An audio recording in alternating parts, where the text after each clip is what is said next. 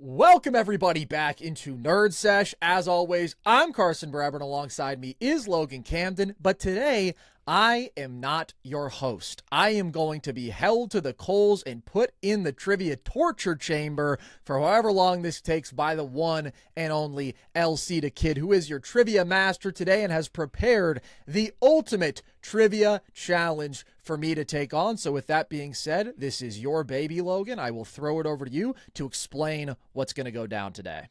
Yes, ladies and gentlemen, it is a special, special day. Carson will be taking on the ultimate trivia gauntlet. We are not just keeping it limited to the NFL and NBA. We have some various other categories that Carson will be taking on, of which are tennis, world history, language, and movies. I am not an expert in those categories. I have prepared the NFL and NBA questions. Much like Rick from Pawn Stars, I've leaned on my experts, Carson, if you will, and I've gone to them in all of these different categories. It's very simple. Carson, on the board, you have a potential 9,000 points to win the game. You need to get over 6,500. You know, we love 6 and 7, so we decided right there in the middle. Nice. That's the threshold that you need to get to today, Carson, and it's going to be Jeopardy style. Except instead of bouncing around the board, you are going to pick a category for a round, and we will go in order of these questions. 100 are the easier questions, and they will increase in difficulty up to the 500-point questions. Without further ado, Carson, do you have any questions for me on the Ultimate Trivia Gauntlet? I'm kind of nervous, man. I'm not going to lie. Last thing, you were calling me earlier today and you were talking about how badly you wanted to punish me if I didn't do well. And I said, I need to be able to punish you if I do well. So what's on the line in terms of us punishing one another? We do need stakes. We don't want them to be too intensive. So we have decided if Carson passes the 6,500-point threshold, he will decide what I will wear for a random podcast episode when and whatever he chooses, and vice versa. Carson, if you do not surpass that 6,500 threshold, I will decide when and what you will be wearing for a podcast episode, which I think is pretty fair. I'm going to dress you up so nice, man. Everybody's thinking, oh, he's going to put him in like a silly costume or something. No, I'm going to get you a tailor-made suit, and I'm going to get you a nice little Dolce & Gabbana bag, and you're going to just look the balls, man. You're going to drip me out? Yeah, of course, dude. I want to see you looking your best. All right, then I'm going to put you in like some Versace tracksuit, man. No, it doesn't work for me. Put me in like a diaper or something. Something like that. All right, Carson. Well, I am ecstatic. I cannot wait to dive in and get into all of this. Is there a category that is calling your name? Is there a round you would like to begin with? You know, Logan, I should be pretty comfortable in all of these. These categories were picked because they all should generally be in my comfort zone. However, let's start with something I should feel good about to build momentum. We won't go right to the NBA, but let's go to the next best thing. Let's start with the NFL round. Let's do it. Carson, your 100-point question for the NFL. Can you name 5 quarterbacks drafted in both the NFL and MLB draft? This is a great question. Let's start with Kyler Murray, probably the nastiest at baseball out of all of them. That is a correct answer, and he is the most recent quarterback that is an acceptable answer for this question. How about that? Not a quarterback, but Pat Connaughton was drafted in the MLB, and you don't see that from as many NBA guys. Russell Wilson, of course, famously drafted in the MLB. Tom Brady, I believe they took a flyer on in the later rounds. The Expos, wise men that they are. Colin Kaepernick. That is a correct answer. As I recall. And now I only need one more. Does make sense, man. If you can sling that shit, you can sling that shit. This list, Carson, surprisingly longer than I would have expected, man. I know that there's going to be some throwbacks here. Can we shout out another NBA and MLB guy, Dave DeBusschere? Shout out. It's kind of hard for me to conceptualize some of those NBA guys. Like, I know that a guy like Randy Johnson has played baseball, but like, just imagine, you know, and I know there's some guys now like, the Pirates shortstop, the Red shortstop. Like, there's some guys with size. It's just weird seeing baseball players that tall. It is, and you don't see a lot of them. Shout out Randy Johnson, though. Patrick Mahomes for my last choice in the family. An acceptable answer, the second most recent quarterback. Some other names on here. Like I said, a laundry list. Jameis Winston, Johnny Football. The quarterback with the longest stretch in between his NFL debut and when he was drafted. Brandon Weeden, drafted back in the 2002 MLB draft. That one I knew for sure. How about that? Why did they draft Johnny Football? Like, just for aura? The Padres drafted him the same year he was drafted in the NFL draft. How about that? I feel like I do kind of remember that. Tom Brady's, I believe, counterpart, Drew Henson, I believe he was briefly at Michigan. Holy crap, they had a couple of fucking pitchers running around. Michael Vick, Dante Culpepper, Kerry Collins, Rodney Peete, and then we get into some major throwbacks. Dan Marino, John Elway, Danny White, Steve Bartkowski, Joe Theismann, Archie Manning, and Ken Stabler were also acceptable answers. That is a long list. Okay, that's a nice little easy one to get a little momentum going. And nice to get some points on the board. It's always good to see one go through the hoop. We will move on to the second round. Your 200-point NFL question. Carson, can you name the player here without 25 or more TDs in a single season? Your options for this question: LaDainian Tomlinson, Priest Holmes, Sean Alexander, Emmitt Smith, John Riggins, and Marshall Faulk. All right, we can obviously cross off immediately LT. We can cross off Sean Alexander. We can cross off Emmitt Smith. And now it gets tricky. Priest Holmes and Marshall Faulk both feel likely to have done it to me. They're yards from scrimmage goats. They were also touchdowns from scrimmage monsters. Riggo is interesting, though, because he does have one monster season where I think he had 24 rushing touchdowns. So he only had to get one receiving touchdown. That seems pretty easy to do, but then again, back in the day, maybe not. It feels to me like it's either Riggo or Faulk. I just think Faulk had to have done it. But I do think Riggo had 24 rushing touchdowns, so I might be completely insane for thinking that he didn't get one receiving touchdown. But Priest and Faulk are just such monsters.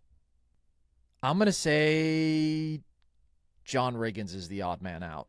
Bang. Way to trust your gut, Carson. You're exactly right. He had 24 rushing TDs, and it's just a different game back then, man. Running backs didn't get that kind of burn, and especially ones with Riggo's play style. All the others, 25 TDs in a single season. Well done. We advance to the midway point of the NFL. I'm not getting punished, baby. Not yet. Carson, we've got a little bit of a throwback here for you. Can you name the top 5 receiving seasons before 2000? So we are counting AFL in this? Mm-hmm. All right, let me get Charlie Hennigan. Bang. That's probably the toughest name on this list, number 3. Okay, 1995, Jerry Rice. Number 1. 1995, Isaac Bruce. Number 2. They were just going crazy that year, and there's a lot of dudes who had great years in 1995, but nobody else who is going to be this high on the list. We'll say you are cooking. You have 3 strikes for this question. Can we get a shout-out to Crazy Legs Elroy Hirsch for what he did in 12 games in 1951? Just an unbelievable season. However, I don't think he produced enough yardage to be on here. Steve Largent, of course, was the all-time leading receiver before Jerry Rice. He did not have an individual season that will be this high. I'm thinking about dudes who got up and around 1,700 yards. I think that's probably about the mark to get on here. Yeah, the mark to get on here, 1663. 1663, okay. And the other guy, 1686. Those are the 2 totals. 1663, 1686, okay. Yeah, Elroy wasn't getting up there. Charlie Hennigan here again in 1964 in the 12 spot. He was a monster, dude. He was just an absolute animal.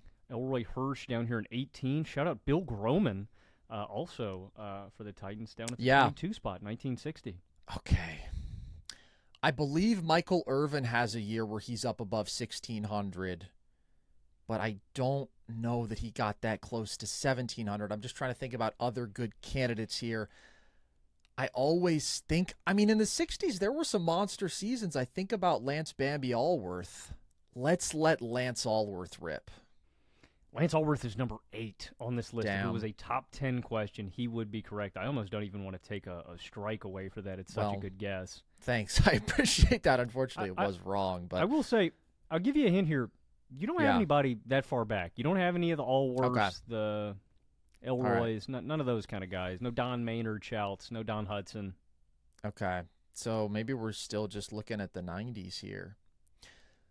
We're not done with the 90s. I said maybe we were done with 95, but we might not be done with 95 because Herman Moore went crazy that year. Shout out also to Perriman on that same Lions team. But Herman Moore, I think, did get close to 1,700. I'm going to guess him. UVA legend Herman Moore in the 4 spot, 1686. You have got one gentleman remaining. I'd say it makes a lot of sense. One gentleman remaining makes a lot of sense. Mm-hmm. I come back to Michael Irvin. Sterling Sharp didn't have a season up this high. Randy Moss, 98, had 17 touchdowns. He didn't have over 1,600 yards. Oh, but in that same range, same era, Marvin Harrison in 99 was pretty crazy. That feels pretty good. Shout out Carl Pickens, who had 17 touchdowns in 1995. Shout out. I mean, shout out to him. Chris Carter, I want to say, had 17 touchdowns that same season. I'm telling you, there's something in the water in 1995. Mm-hmm.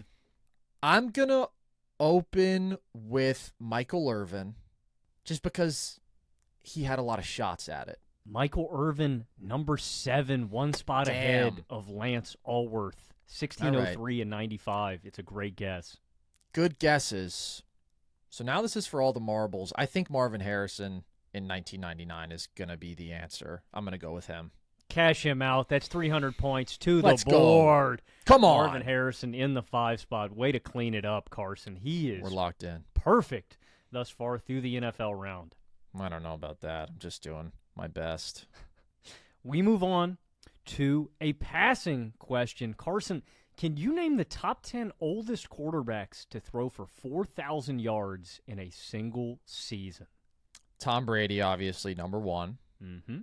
Is this another 3-strike situation? You've got 5 strikes for this question. Okay. There's 11 potential answers because there's 2 guys tied for the 10 spot, but you just need 10. Okay. So let's feel our way around the board. I think Drew Brees is still going to be a safe answer here. That is correct. He is number 6.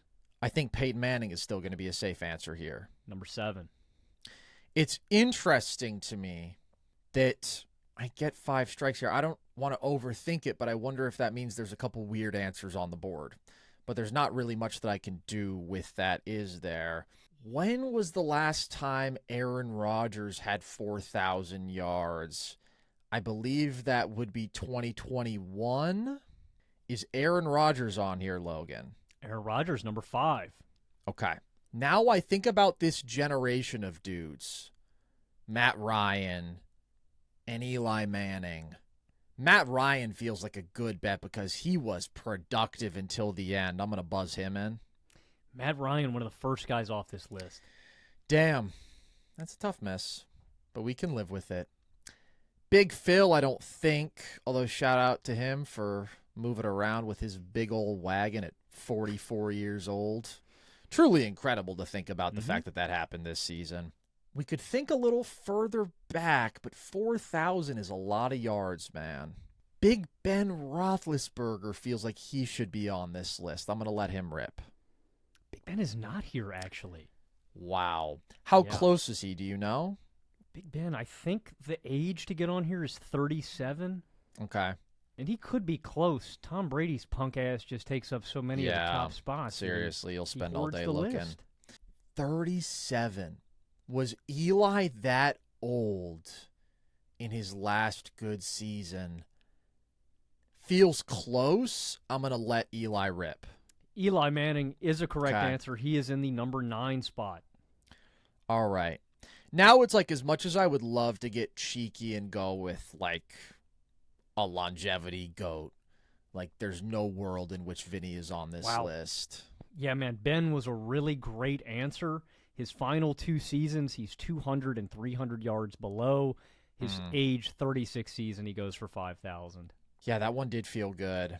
Warren Moon was good for a really long time. That feels like a pretty solid guess. Yeah, let's go with Warren Moon. Let's get him in there. Warren Moon, number 4, in my opinion, the hardest name on this list. Really? Okay, well, that bodes well.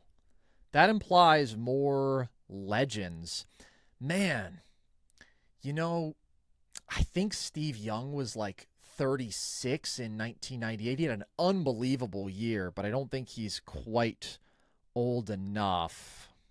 So who else is going to likely be on here? It has to be all modern guys, because even the old dudes who have great longevity, they weren't getting up to this sort of yardage. Yeah, you've got 5 names on the board. You need 4 of them. How old was Kurt Warner in 08 or 09? He had to have been close. I don't know if he got 4K. That feels like one to keep in the back pocket. Did Brett Favre get there in Minnesota? He did have a really good year. Let's try Brett Favre. Brett Favre, number 2 on this list. Wow. Shout out, dude. How many names do I have left? So you need 3 names. You got 2 guys tied for 10th. You've got a guy in the 8 spot and a guy in the 3 spot. I keep coming back to Phillip Rivers in my head. Let's think about that. I mean, the Colts year, did he do it? I think he did. I'm going to say Phillip Rivers. Big Phil, number 3. All right, let's go. Let's go, baby. So now we've got some room to play with. 3 strikes, you need 2 names. 3 strikes, need 2 names. Elway was winning Super Bowls at this age, but I don't think he threw for 4,000 yards either of those seasons, 97 or 98. Marino. Like 99 Marino. It's about the right age. Let's try Dan Marino. Dan Marino is not correct. Okay. Must have just missed. Are there any more modern dudes who haven't occurred to me? Montana? I don't think so. Would have had to have been like with the Chiefs. I don't think he got to 4K. Dan Marino in his age 36 season was 200 yards short. His final 4,000-yard season in age 33 in 94. Oh, wow. I thought he would have had one later than that. Okay. There's one guy that oh, my God. Matthew Stafford this you year. haven't gotten, and Matthew Stafford is the correct answer in at number 8. So you just need one of the gentlemen tied at 10. You've got 2 strikes, 2 names, but you just need one of them. Okay.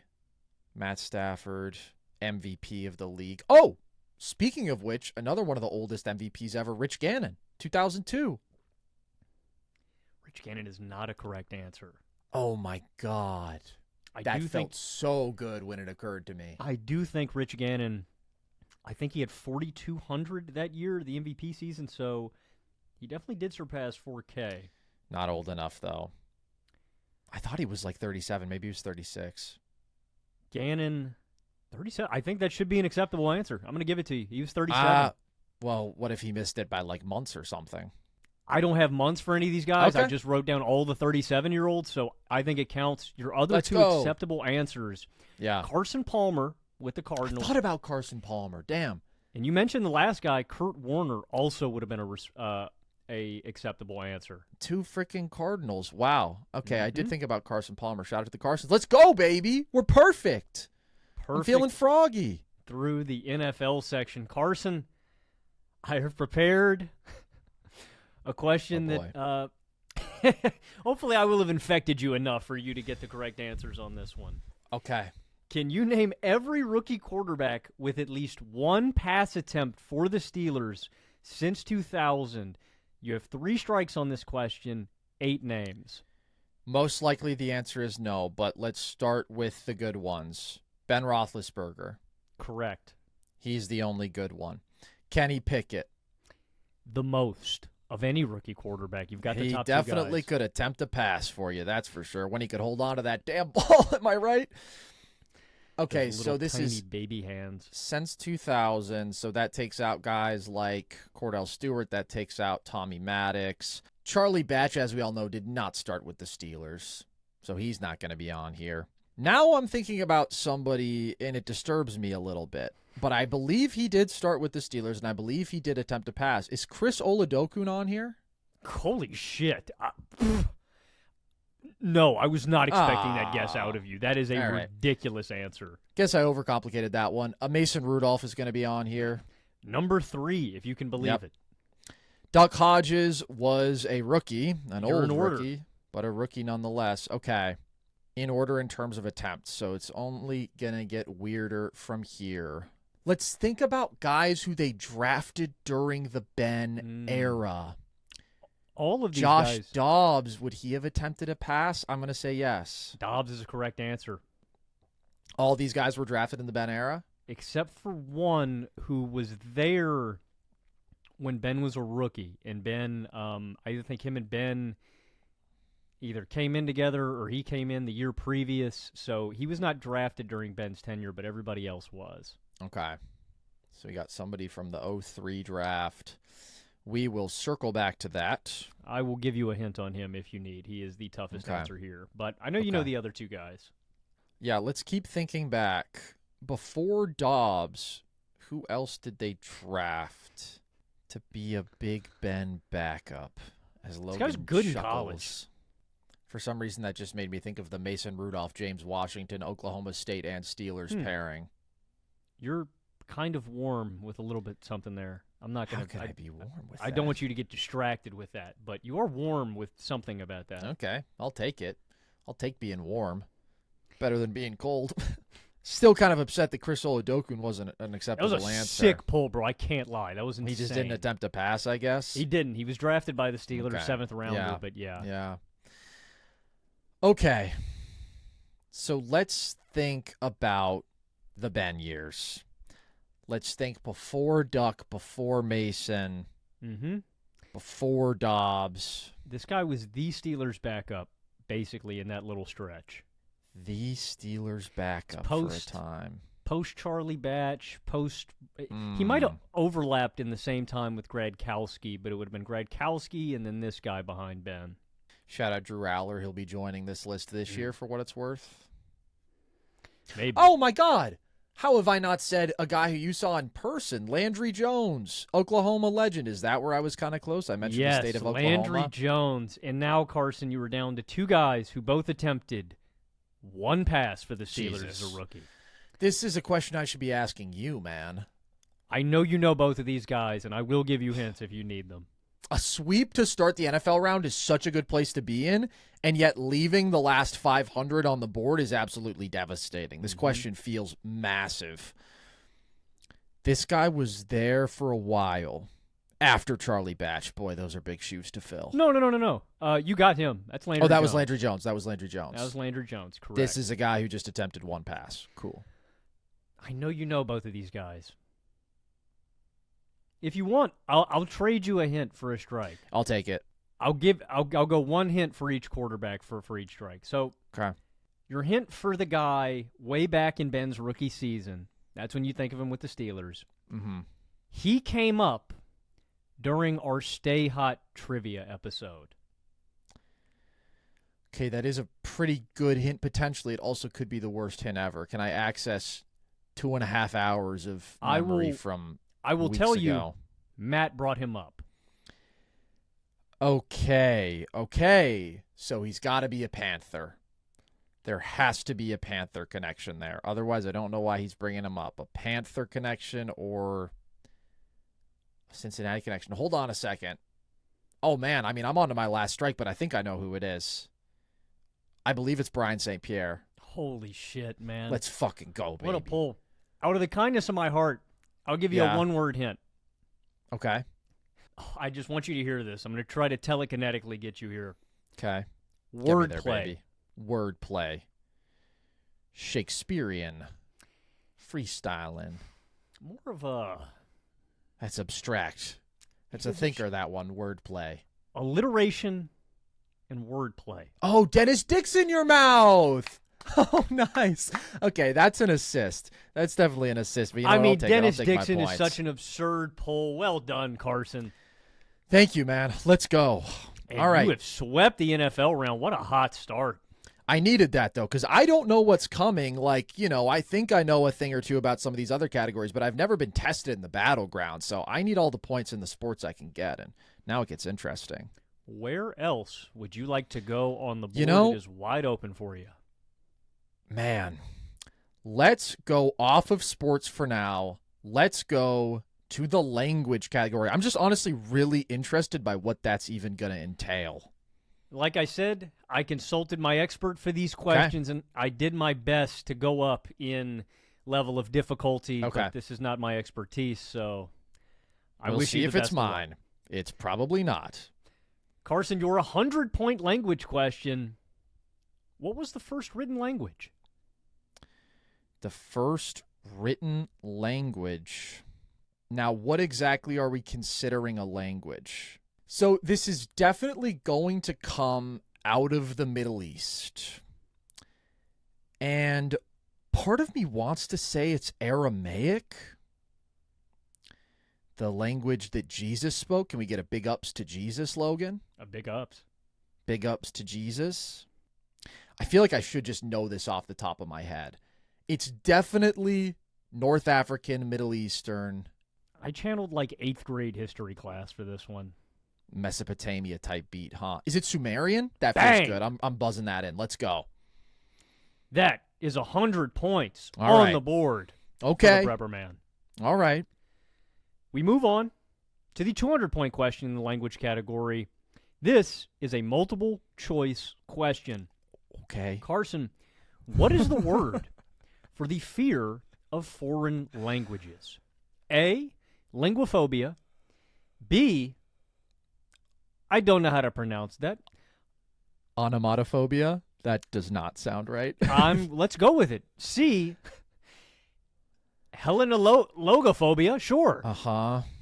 And D, xenoglossophobia. This is, first of all, just an awesome question. Linguophobia feels too obvious. Onomatophobia feels like a joke and just maybe paying homage to onomatopoeias. Hellenologophobia. So that would be a Greek origin there. Xenoglossophobia, etymologically, I think makes the most sense. I'm sort of fucking flying blind here. This is tough. Hellenologophobia. I don't think that's quite right. Xeno would be foreign. Glossophobia. Who the fuck has a fear of foreign languages? This is the multiple choice, so I feel like I need it. Linguophobia is too obvious. Big swing questions, 25% chance. If this is an old-ass word... Okay, so here's the thing where I have mixed feelings. Xeno pertains to something foreign. Mm-hmm. Logo pertains to language. And so now I'm like, Hellenologophobia, I don't think someone would just come up with that. That feels like the answer, because everything else you can see, lingua is an obvious language root. Xeno is an obvious foreign root. Onomatophobia, again, I'm just not buying that one. I'm going to say it's Hellenologophobia. Unfortunately, Carson, your initial logic was right. Xenoglossophobia, Damn. Xeno meaning foreign, is where that comes from. I got got by the Helleno. I don't know if my experts made this up or if this is a... This is... Wow, this is so tough. They kind of got you with this one, man. Hellenologophobia. It's the irrational fear of intense aversion to Greek and Latin terms, so... That makes sense. No, that makes sense. Because, again, I mean, Helleno, it was so specifically Greek, but I was like, I don't know, maybe it's just an old-ass word. And they were like, who else is there out there? The Greeks? Okay. I mean, it's tough because it's multiple choice, and I got it down to a 50-50. It was between the two, but it's okay. I can live with it. I was on xenoglossophobia, though. I'm actually kind of pissed that I pivoted off of that. The bright side, though, it is a 200-point question. Yes, that is true. So we move on to the 300-point question. Carson, what two languages share the most words by common ancestry? So this is such a good question. there are actually two different answers here, two different languages distinctly that you could go with. So you have options here. I could go with two different sets of two languages. Exactly. There are two pairs. Okay.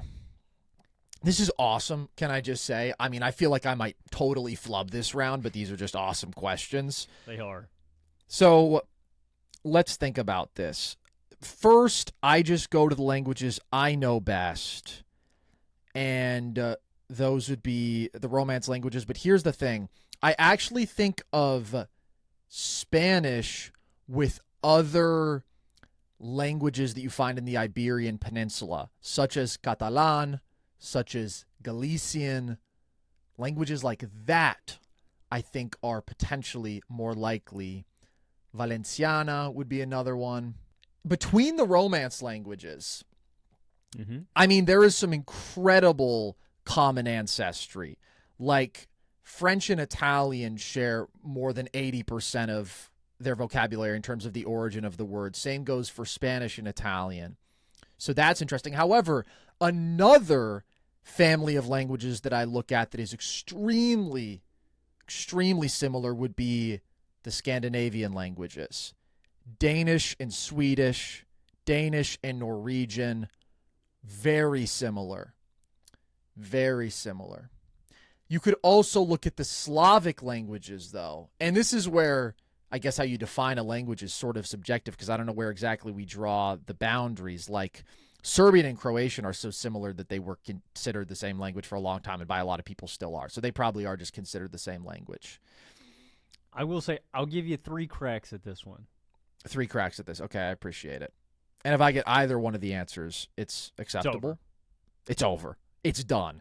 This is so fun. This is just scratching such a different itch instead of being like, hey, what do you think about Mel Counts? It's like, which 2 languages share the most words? I think it's fun. I hope you guys like it. Yeah. The number for both of these pairs is 89%. 89%. Ooh. Isn't that ridiculous? That's kind of crazy. That is cool. I think that's a little too high for the Romance languages. I did say they're above 80. I don't think they're pushing 90. I feel like my first guess is going to be Swedish and Norwegian. That is not correct. Okay. Ooh, well now, I mean, there's another way we could go. We could be like Russian and Ukrainian. Very, very similar, I think. I'm kind of talking out of my ass here, but I think they're very similar. We could look at Southeast Asia. I'm looking at Europe just because Europe has so much intermingling and countries are small and stuff. Slavic languages feel logical. Can I ask, this is not a guess. Well, I don't know if that's unfair, but I'm just like Serbian and Croatian, I think, are considered to be the same language effectively. Yeah. So okay. That is not the correct answer. Yeah. Okay. Free guess. Suck it, nerds. Maybe like Czech and Slovakian? They were once literally the country together. That feels decent. I think it's just Slovak, actually. I don't think it's Slovakian. This is tough. This is a great question, though. I haven't really explored the Asian languages. Again, I dipped my toe into Southeast Asia, and then I sort of backed out because I just don't have any one pairing that I feel great about guessing there. There's like 1,000 different Indian languages. I wouldn't feel good about guessing any of those. I mean, there's so many fucking languages in the world is the thing. There's so many tribal languages, but I think those would all be pretty distinct. I'm going to come back to the Iberian Peninsula. I'm going to say Catalan and Galician because I think they're super similar. That is not correct. Not correct. I don't want to throw you off. Mm-hmm.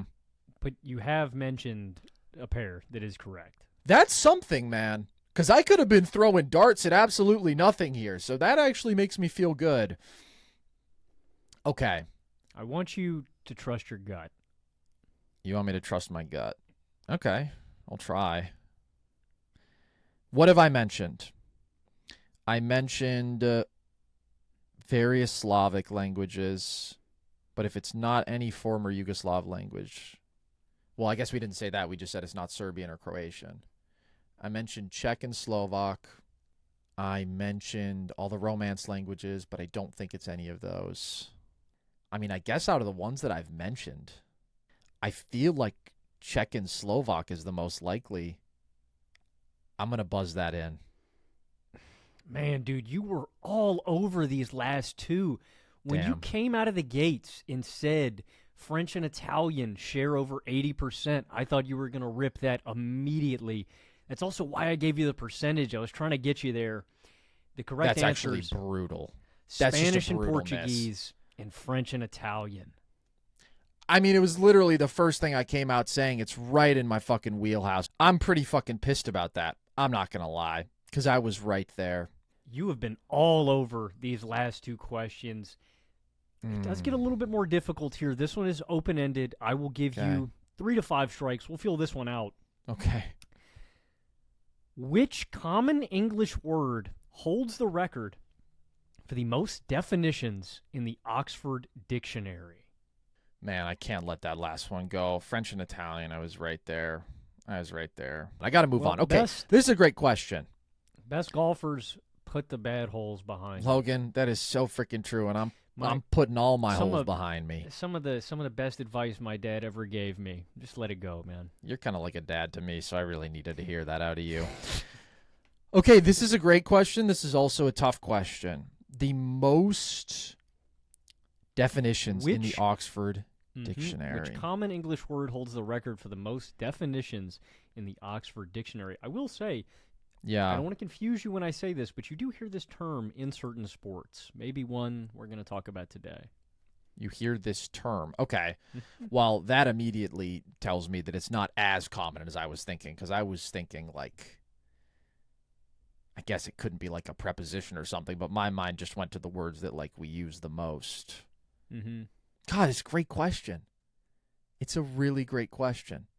It is. My expert's one of the best, man. He's one of the best in the game. He's one of the best. Kind of kicking my ass right now, though, unfortunately. But you've been so close on these last two. I don't want you to get down on yourself. I think this is very gettable. And you probably take part in these like once a day. I don't know your routine exactly, but...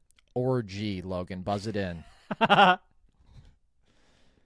probably take part in these once a day. All right. I don't know what that means. A few of these, maybe. I don't know your routine exactly. Okay. I almost don't even know where to start here. How many definitions does it have, just out of curiosity? I'm going to go back here. I think 490. Shut the fuck up. No lie. No lie. I was thinking it was going to be like a couple dozen. Right? 490 definitions. How specific are we getting? 430 distinct definitions. I mean, this could be a scientific term. This could be it's a versatile word, man. It's a versatile word. I feel like I'm sitting here and I'm coming up with absolutely nothing. It's so open. It can be a noun. Right. Well, it has to have about 430 different uses, I'm guessing. But what is versatile? This is a table. Can we table that? You're measuring so warm, table, Carson. data table. Really? Keep going with the table stuff. I was just looking at the table here. Table salt. No, that's different. No, but like it's something you could do to a table. And I know you're a Bills fan. Please don't go through it. Don't jump through the table, Carson. I will if I don't get this question. Something I could do to a table. I could clean a table. Probably couldn't kiss a table. I could kiss a table. It'd probably be kind of weird. You could set a table. Set. That's kind of interesting. I'm trying to read your facial expression and see if I'm on anything. All right, I'm going to keep going. What else could you do to a table? And not that many things you could do to a table. You could wipe it down. Shout out Boosie. Yeah. You could wipe it down. Shout out Boosie. Okay, let me think about the different things that set could mean. Can I think about 430 of them? You could have a data set. You could set the table. You could set something up. You have a set in tennis. I mean, it definitely has a lot of meanings, but I just have no concept of if I'm actually close. Do I have strikes here? What's the deal? 3 to 5, depending on 3 to 5 just strikes. how I'm feeling, you know? Yeah, that's fair. That's valid. Okay, let's explore other possible answers. This is scary. This is a scary question, man. Don't be scared. If you're scared, you can get in my pocket, Carson. I don't want to. Okay, what else could I do? I could break a table. I could jump through and break a could. table. Hold on a second. I can take a break. I can break something physically. I mean, break has a lot of different metaphorical meanings. That doesn't feel bad. I could massage someone on a table. That's not really what we're going for here. It's not massage. I mean, fuck it. If I can put up shots, let's just try break. Break is not the correct answer. All right, let's try set. Set is the correct answer. Holy shit! Holy shit! Oh my god, that is a huge get back. Well done, man. That is huge. I needed that. I'm not going to lie. That feels like totally inverted with how those last 3 questions should have gone in my head. I feel like I should have gotten the last 2, and I was not expecting to get that one. Let's Dude, you go. were all over that from the outset. Well done. This is definitely our 500-point question. Good luck, man. Okay. Can you name the top 10 most spoken languages in history by percent of the total population? The world at that time. Yeah, I don't even know if I should give you strikes on this one. This is a tough one. Okay, let's just open with the heavy hitters today. Chinese. Yes. Well, not today, but Chinese is correct. It's number 1. Okay, back in the days maybe of the Han Dynasty. English, English is number 2. People are loving English these days. Spanish is pretty hot these days. Spanish is a correct answer. That's good. We're building something. Now, okay. So what's tough here is, do we have to go back to like the first spoken languages? Well, let's just think about this. Let's think about empires. Think about who had motion, who had a lot of motion. Yeah. But at the same time, no. Like, I mean, you think about the Roman Empire, you think about the ancient Greeks, and they definitely had motion, but I feel like still they weren't really like the languages of the common people all over. I mean, I will say the Mandarin is at 28%, English is at 19%. You get down the list, every other one except for one is at 10% or below. So, okay. Part of me then is just like, fuck it. Should I just try Hindi? Let me try Hindi. Hindi's the correct answer for present day. Okay. That makes sense. I got a little scared just because there's so many Indian languages, but let's go. Those are all of your present day languages. Yeah, I mean, we're going to have some ancient languages here, I think. I think we're probably going to have some dead languages, but I think first, maybe I'm being a bit too Eurocentric here, but I think about like Latin, Greek. I don't know, man. Did Latin ever actually have motion like that as a spoken language? Fuck it. Let's try it. Let's try Latin. Latin is number 3. All right, then let me try Greek. Greek is number 9. Okay, hold on a second. I feel like this question is probably about to get a lot harder, but we're off to a good start. There's one more pretty common, I'd say, and the rest are a little tougher. I am considering French just because they had so many fucking colonies. French was the lingua franca for a time. I'm going to rip French. French, number 8. Okay. And now I feel like we're looking at like some dead languages or some shit.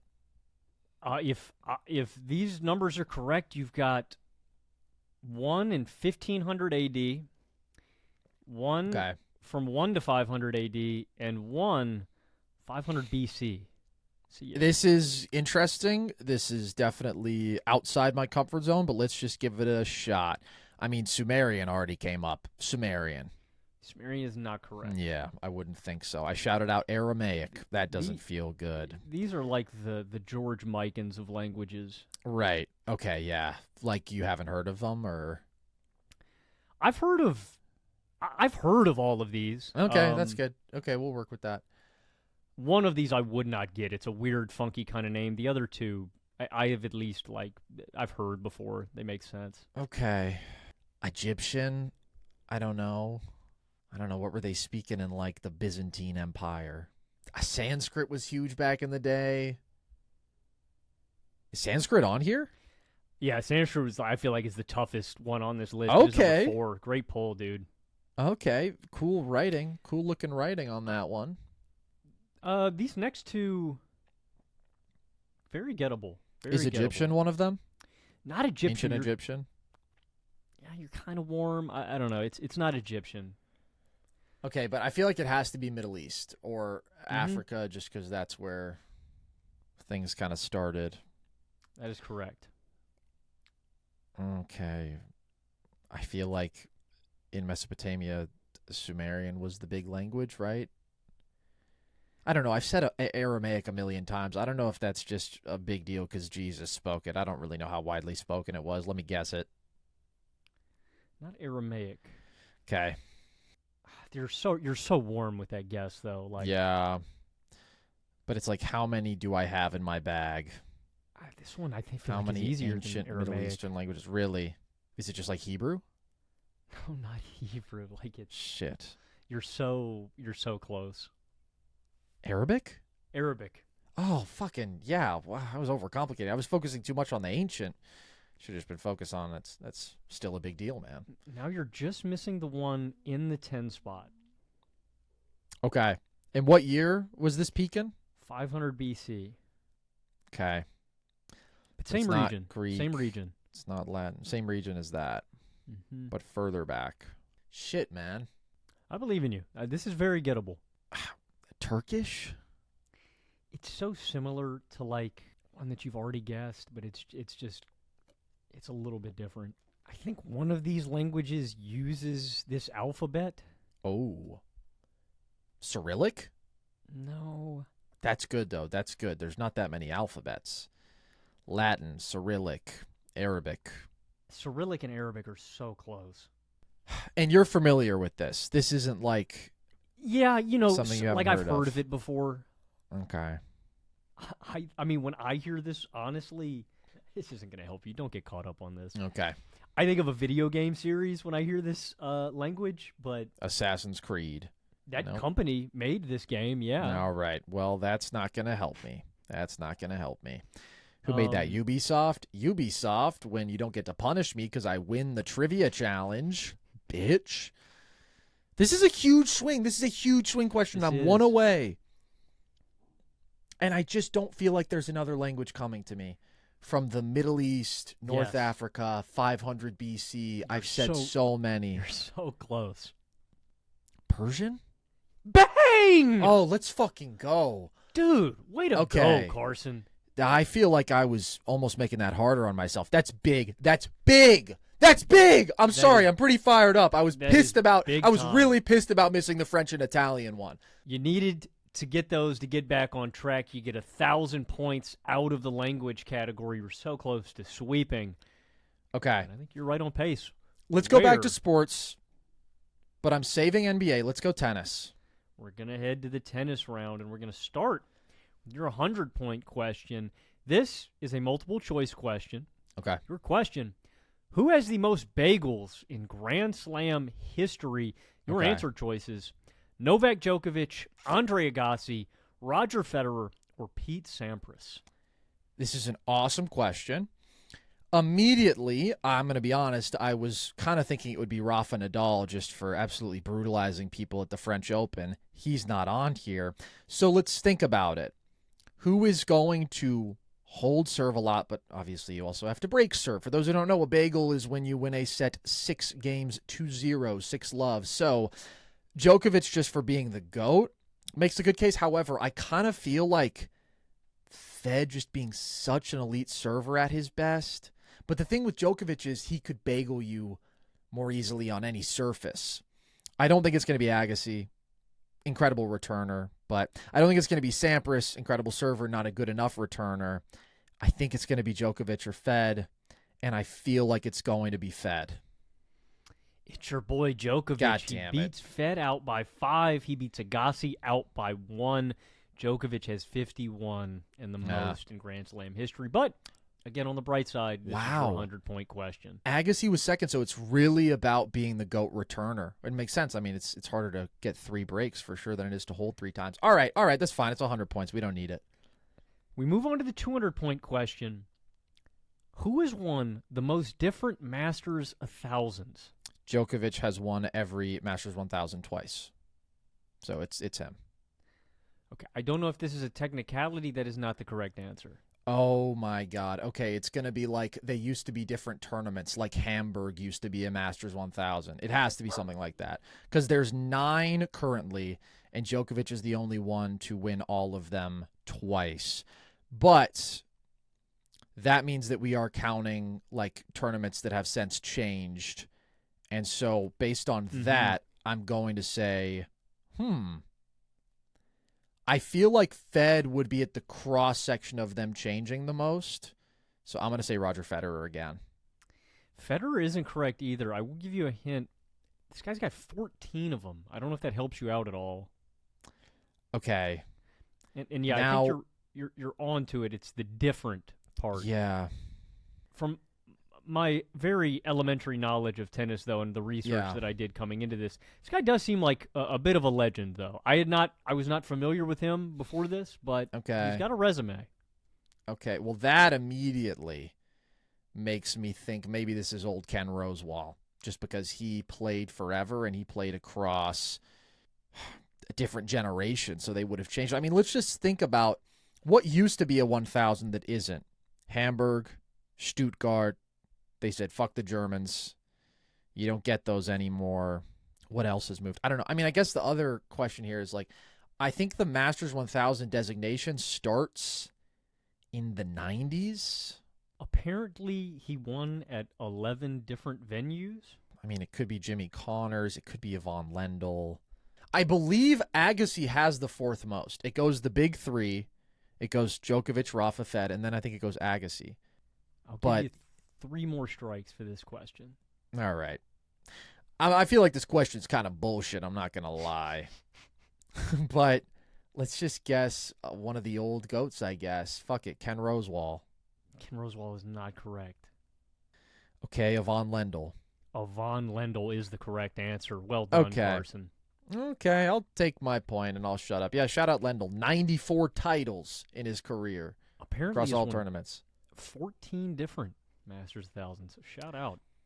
That's interesting. Yeah, I guess it kind of depends on how they were defined at different times, but whatever. I'll take my points and shut up. You get the points. We move on to the 300-point category for tennis. Carson, can you tell me which 2 tennis players are tied for the most wins on carpet?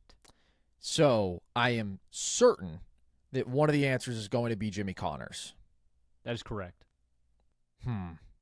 So carpet is a surface that has essentially been extinct for 20 years, and it was dwindling in popularity for years before that. So, I mean, we're going to be looking at guys who played in the 70s and 80s here. I mean, Connors felt so obvious.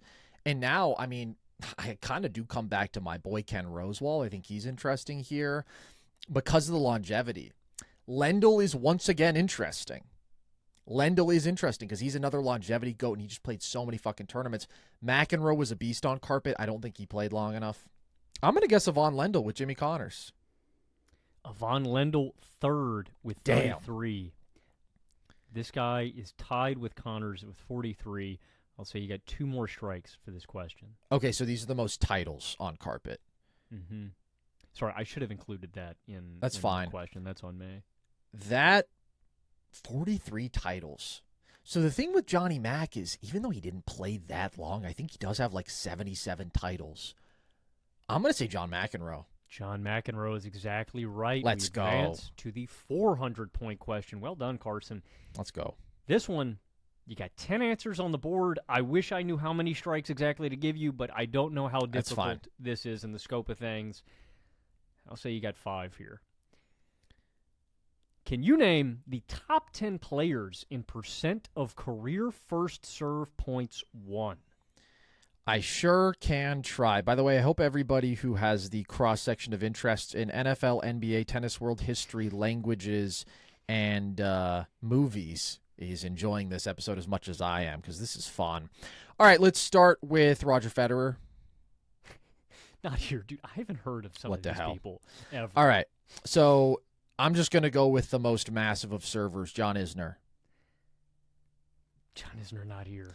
Goran Ivanisevic. That guy is number 2. Pete Sampras. Number 6. So this data definitely doesn't start until the 90s at least. So it's only going to be modern guys. I don't know if he gets in here. We'll take a stab at... No, I'm not going to go there. Let's go safer first. Andy Roddick. Roddick, number 10. Okay. Is the one and only Ivo Karlovic on here? Holy shit. That guy is number 1.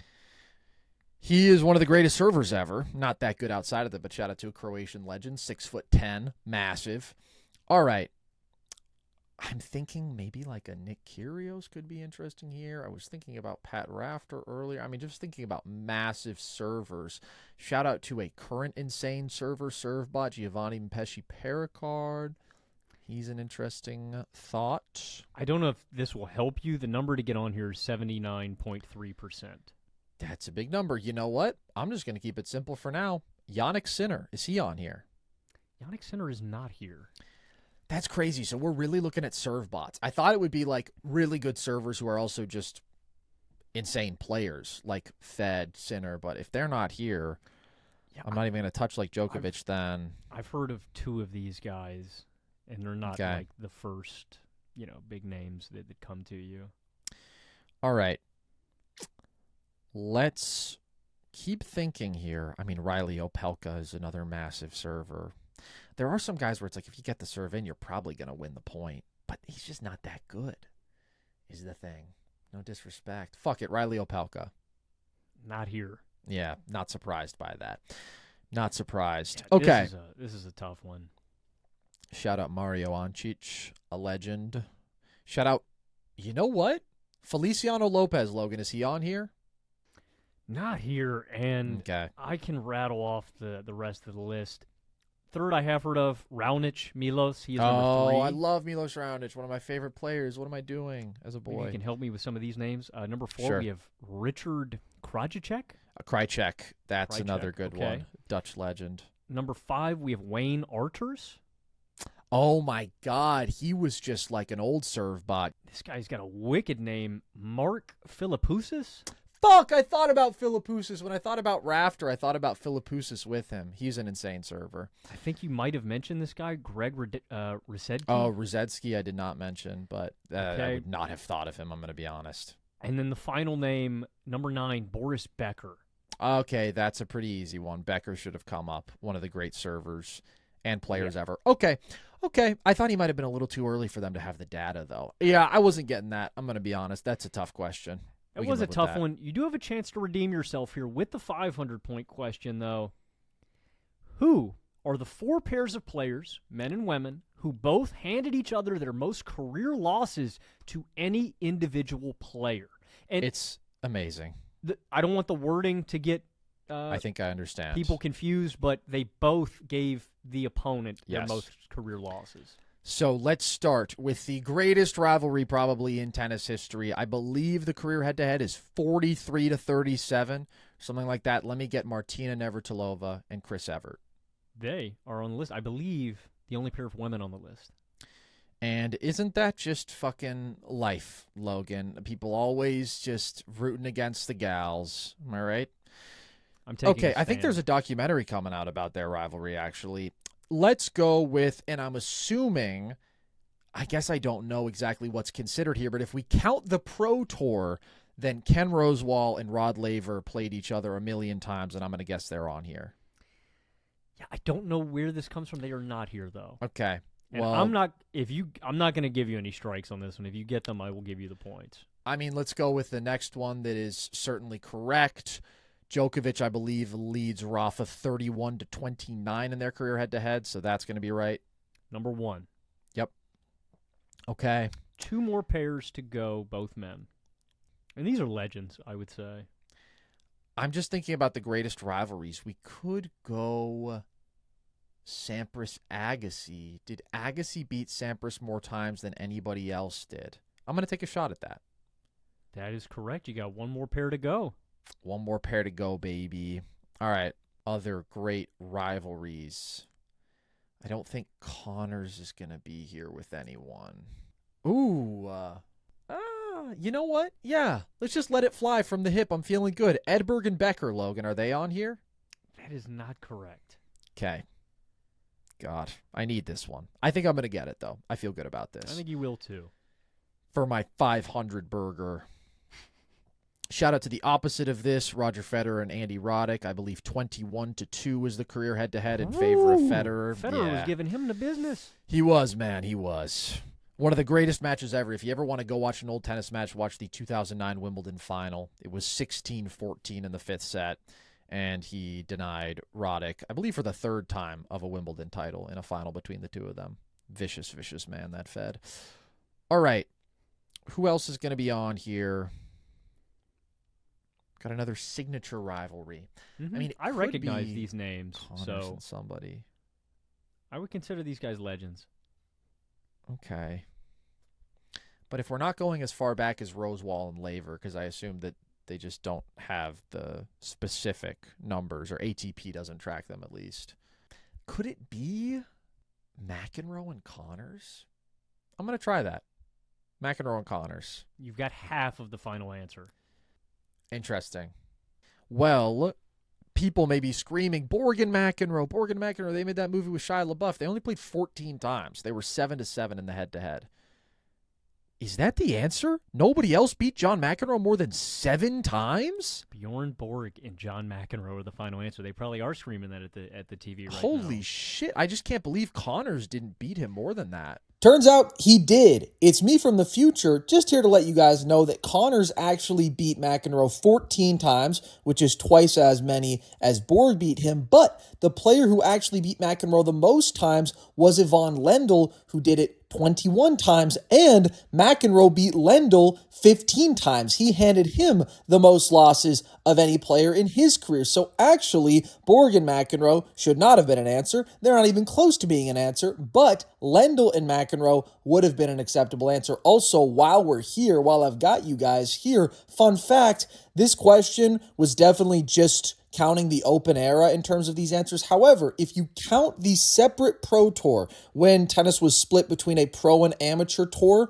Rod Laver leads Ken Rosewall in their career head-to-head 90-75. They played 165 total times, so that's pretty crazy. Anyways, Borg McEnroe, not a correct answer, but the point still counts. Nothing we can do about that. Except maybe put the expert who came up with this list in the GIMP suit, and we're discussing that. This episode is brought to you by Fabletics. I love Fabletics. Oh boy, do I ever. I think summer, I think Fabletics. Why? When you're outside, whether you're getting active, whether you're lounging, if you're on a trip, you can wear Fabletics for any one of these occasions. I have so much Fabletics in my wardrobe. It's insane, and I love all of it.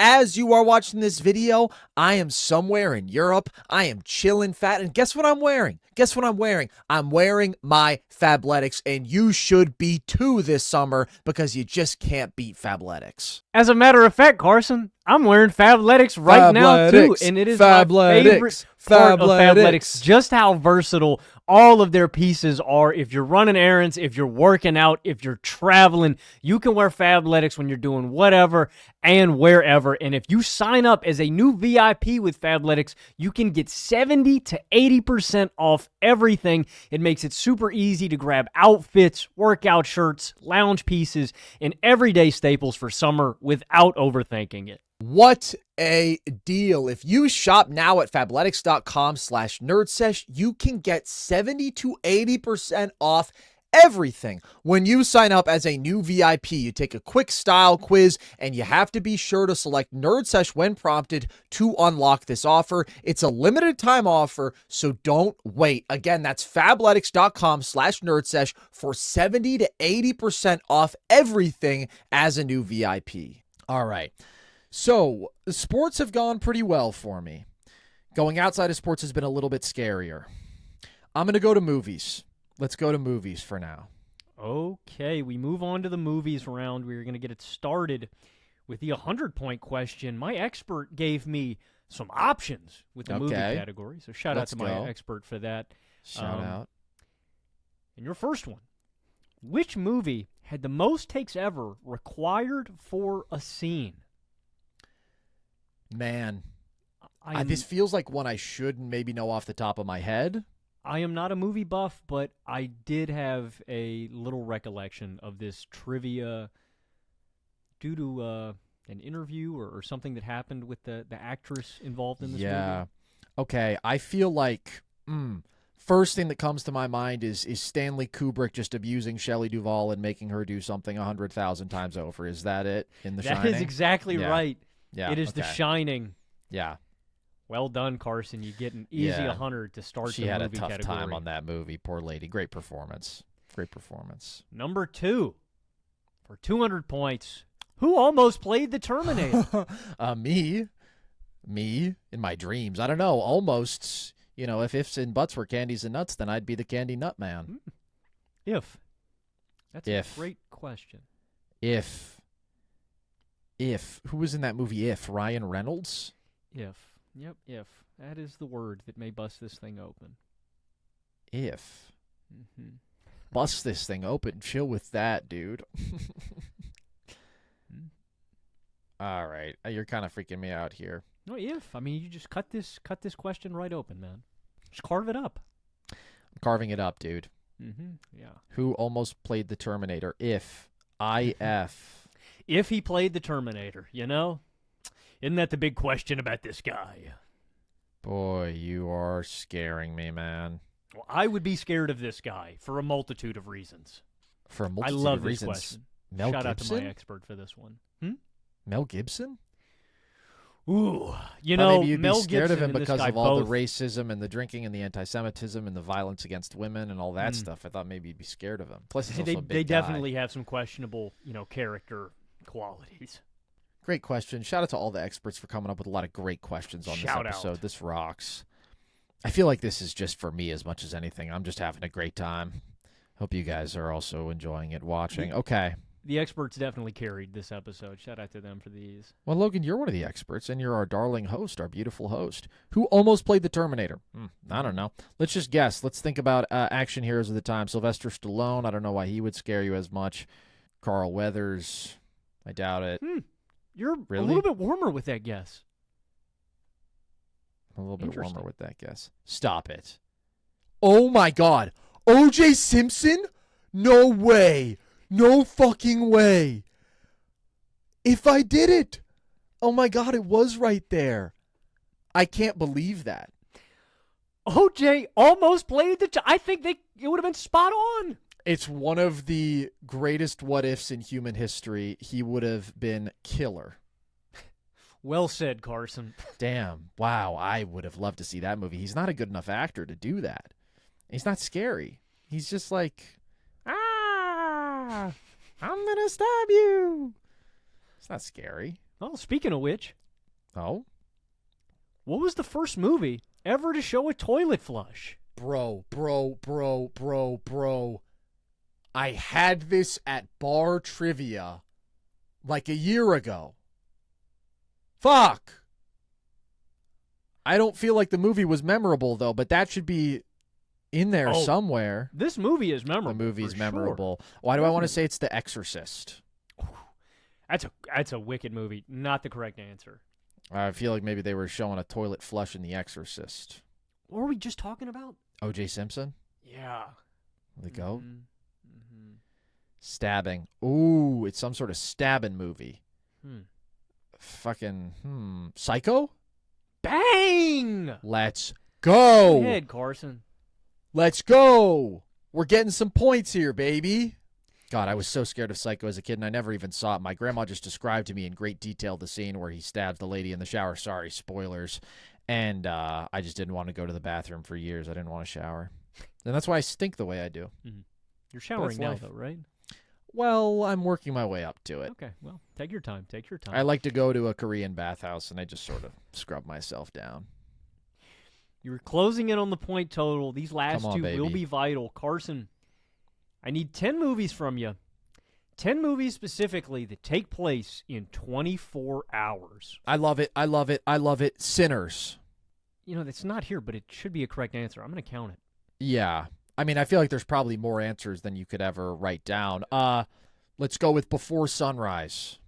You're so close. Before Sun Set? What? Bang, Before Sunrise that's takes correct. place. Oh, I think they're both correct.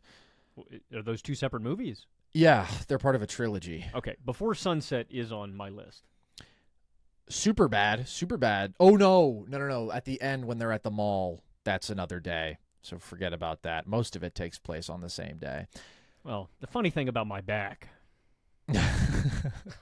Yeah, you pull that one out a lot. You're always asking me to scratch your back and then revealing where your back actually is. And imagine my surprise when I come to find out it's located on your cock. I do love Superbad. That's such a great film.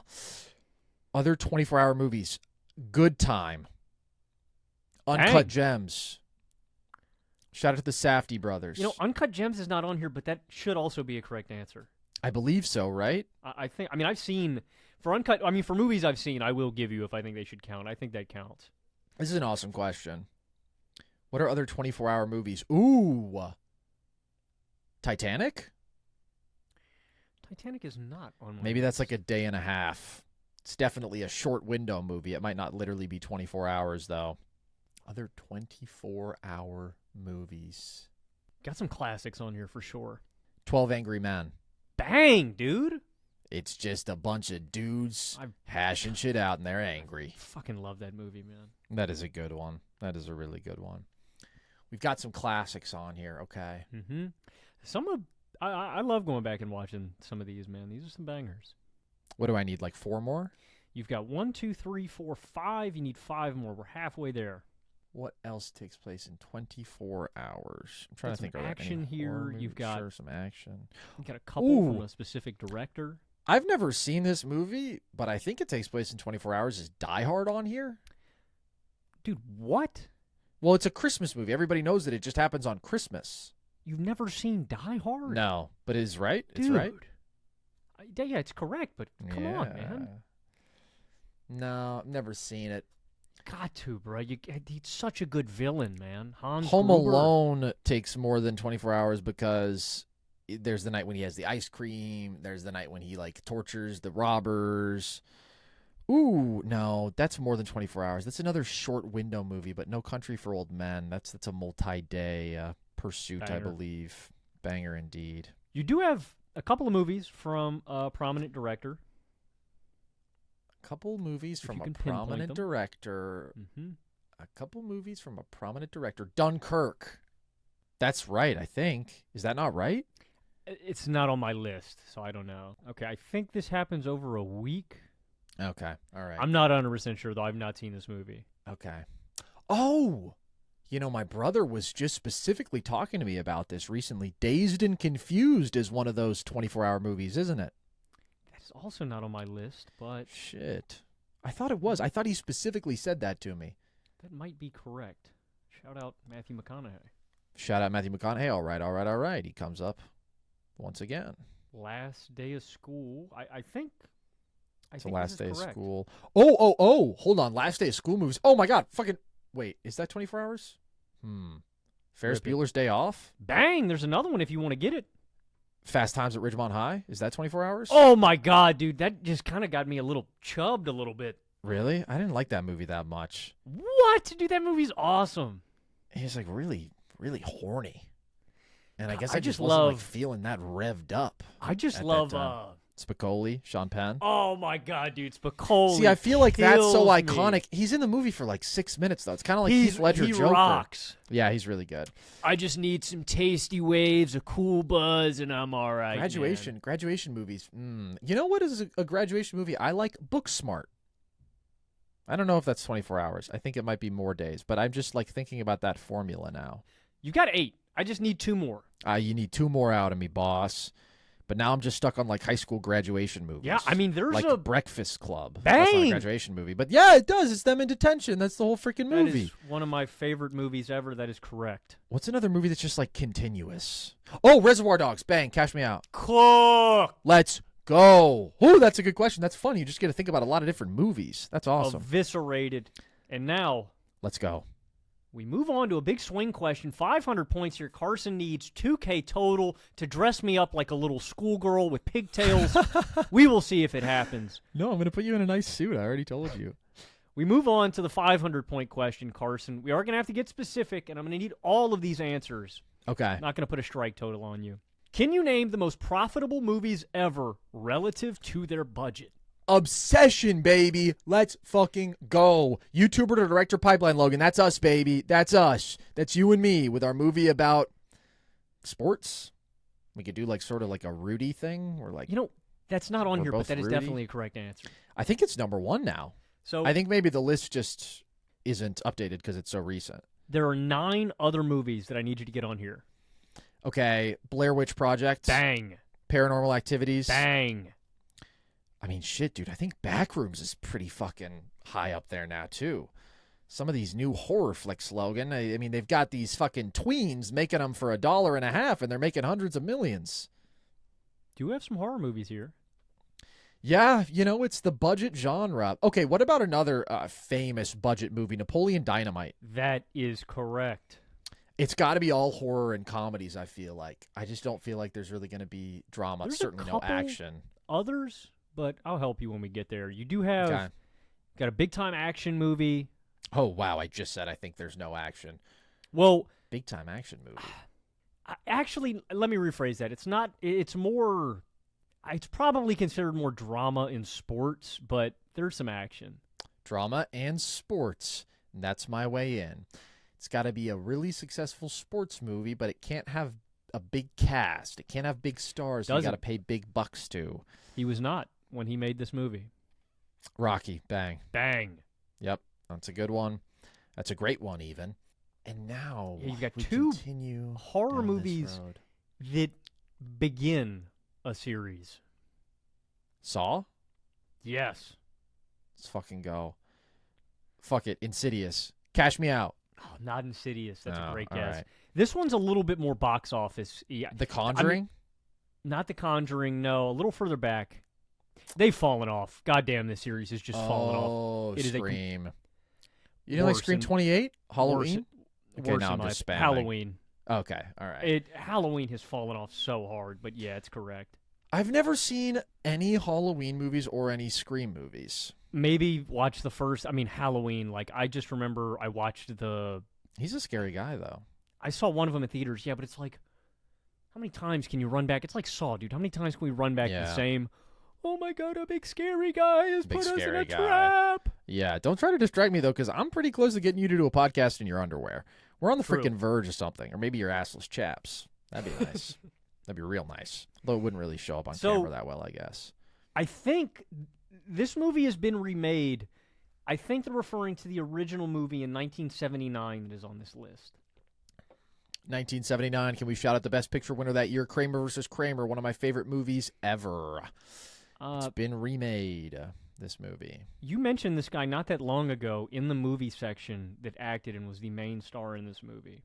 Carl Weathers, I mentioned. Who did you mention right before him? Sylvester Stallone. Bad guy. Piece of shit. Bad human being. Oh, a Mel Gibson movie in 1979. Yeah, like I said, they have remade this movie a few times now. Good plot. But this is a action sci-fi movie. You've got a movie with Michael Cera. A movie with Michael Cera. Oh, I mean, it could be a couple. He's just such an indie boy. I'm gonna say Scott Pilgrim. That's a great guess. I'm gonna say Juno. I was gonna say, Neither. friend of the show, Kaylee. This is like one of her favorite movies. She owns like 10 copies of this. Juno is correct. Oh, Juno is correct. Oh, yeah. I rewatched it recently. Great soundtrack. It's a very millennial film. However, Jason Bateman gives a wonderful performance as a pervy old freak. This next movie I've never seen. I've never heard of some of the people in this movie. Hold on. Is the Mel Gibson movie Mad Max? Bang. Is that it? Did I get 10? No, Did I make $1 million? You've got the last movie here. No. I've never seen this. Have you seen the movie that they're making about Wile E. Coyote suing the Acme Corporation? It actually looks kind of awesome. This sounds I think Will preposterous. Forte is playing like a lawyer. Stop. No, it actually looks good. It's like not This is dumb not a real IP use. It's actually like funny and different. This is a real movie. Look This it is up. Not a real movie. It is a real movie. Wile E. Coyote versus the Acme Corporation. It's a pretty fucking good idea, I have to say. Yeah, get owned, liberal. Is this a real lawsuit? Wait, hold on a second. You won't believe that it's a real movie, but you believe that it's a real lawsuit? You think Wile E. Coyote is suing the Acme Corporation? He's a real guy? They're saying that he's suing Arizona. Wile E. Coyote? Yes. What? Holy shit, dude, this is real. How did we get onto something else here? I'm talking about the movie. You're talking about a lawsuit? There's an between Wile E. actual Coyote lawsuit and the state of Arizona? Yes. He can't sue people. He doesn't exist. He's a resident of Arizona. So he has rights like anyone else. That's a good point. I don't know what you're talking about. There's an extensive article written here. Okay. I'm just going This to take it is at face value. Yellow yeah. journalism. Let's get one more. I want to go back to horror. No, I think I already got the horror. Think, Comedy. if I'm guessing just off the title, this is like a romance film? I don't know. A comedy, maybe? Annie Hall? That's a random guess, but it's kind of a big deal. I've never heard of any of the people in this movie either. Okay. Joey Fatone is in this movie. Joey Fatone of Yeah. NSYNC? And the Impractical Jokers? Yeah. Yes, this is a 2002 Fuck. comedy romance movie. Is he like the lead? It's Joey no, he Fatone is and not. some He chick? is- Oh. He is someone's cousin, Angelo. Oh, why wouldn't they call him Cousin Joey? Right? Wait, Cousin Angelo. From, 2002. From the Costco universe, correct. Oh, well, yeah. I was like, where do I know that from? I was like, I feel like I know what movie that's from. It turns out I know it from the Costco guys. Yeah, 2002 is when this movie released. I've heard of this movie. I've just never seen it. My Big Fat Greek Wedding. Bang! Give him that. Give him that. Joey Fatona's in that? When you said Cousin Apparently. Angelo, that's what I thought of immediately. Huh. All right, let's fucking go, dude. Clean that up. I'm in a good spot. Ooh, I am very close to dressing you however I want. I mean, I still got some work to if do. you sweep either of these last two categories, I'm cooked. You are cooked indeed. All right, let's go world history. Let's end on NBA. Let's do it for 100 I feel points. like this might be my worst category. We will see. The 100-point question is a multiple choice. Who is the Okay. first American to win the Nobel Peace Prize? Your answers are FDR, Abraham Lincoln, Theodore Roosevelt, or Henry Kissinger. Wow. I mean, I'm not going to lie. Before any of the answers showed up, I thought Theodore Roosevelt. So that feels good. However, let's just think it through. FDR, the resume is obvious. Abraham Lincoln, I want to say the Nobel Prize was invented in like the late 1800s. I think JWB had gotten Abe Lincoln long before the Nobel Peace Prize was invented. Henry Kissinger would just be so fucking ironic. It would be so ironic, but it's possible. I mean, he was definitely involved in global politics a lot, I'll tell you that. And look at the names here. We've got three of the most famous presidents ever, and then Henry fucking Kissinger. I just, am staring at him, and I'm like, wouldn't that make this a good question if it's Henry Kissinger? Wouldn't that just be ironic? So, I mean, also, though, last time I pivoted off my gut instinct, it didn't work well. With the xenoglossophobia, then with going away from French and Italian, I'm just going to go with Theodore Roosevelt. Trust your gut, it's right. Theodore Let's Roosevelt fucking go. is a correct answer. Let's go. We move on to your second question. What artist's portfolio has generated the most money from auctions? How many strikes do I get here? Make it hard on me, man. Make it hard. Let's go 3. Okay. Which artist portfolio has generated the most money from auctions? Okay, this is really interesting. I thought of Monet first for some reason. It's got to be one of the really heavy hitters. I also thought about Andy Warhol because he's just he made a lot. But I feel like the modernity is probably working against him. Although also maybe not. If shit was getting bought up by museums way back in the day. I mean, we could go through all the greats. Van Gogh, Da Vinci. I don't know why I first thought of Monet. I'm going to let it rip. Monet is not correct. Okay. And I can't say I'm surprised by that. You know what? Now I'm going to go with a different vibe. We're just going to play fast and loose here for a second. Andy Warhol. Warhol is not correct either. All right. This is one that I'm okay with missing on. World history. Hold on. I should have thought about that. It's in this category. I mean, I guess that doesn't necessarily imply that it goes a little further back, but ooh. I mean, what if there's really a historic angle here? What if it's like somebody pre-Renaissance? I don't know who that would be. You know what, man? I don't really have a strong inclination or like any logic beyond just thinking about the most famous artists ever. Let's go with the guy who's got the most famous work of art ever. Let me get Leonardo da Vinci. It's a really good guess. The correct answer is Pablo Picasso. I mean, you know, it's just sort of inexcusable to not guess him when you got 3 cracks at it. I went Andy Warhol. I don't know why. You should go Da Vinci. You should go Picasso. That's all right. I can live with it, but I should have gotten it. Da Vinci does have the highest painting ever sold, so not a bad guess. The highest painting ever, Logan. I'd like to see what it was smoking. Loud. They got it from me. Oh, marijuana. Oh, you sold a little dro? You sold a little dro to the fucking Mona Lisa or what? To Picasso.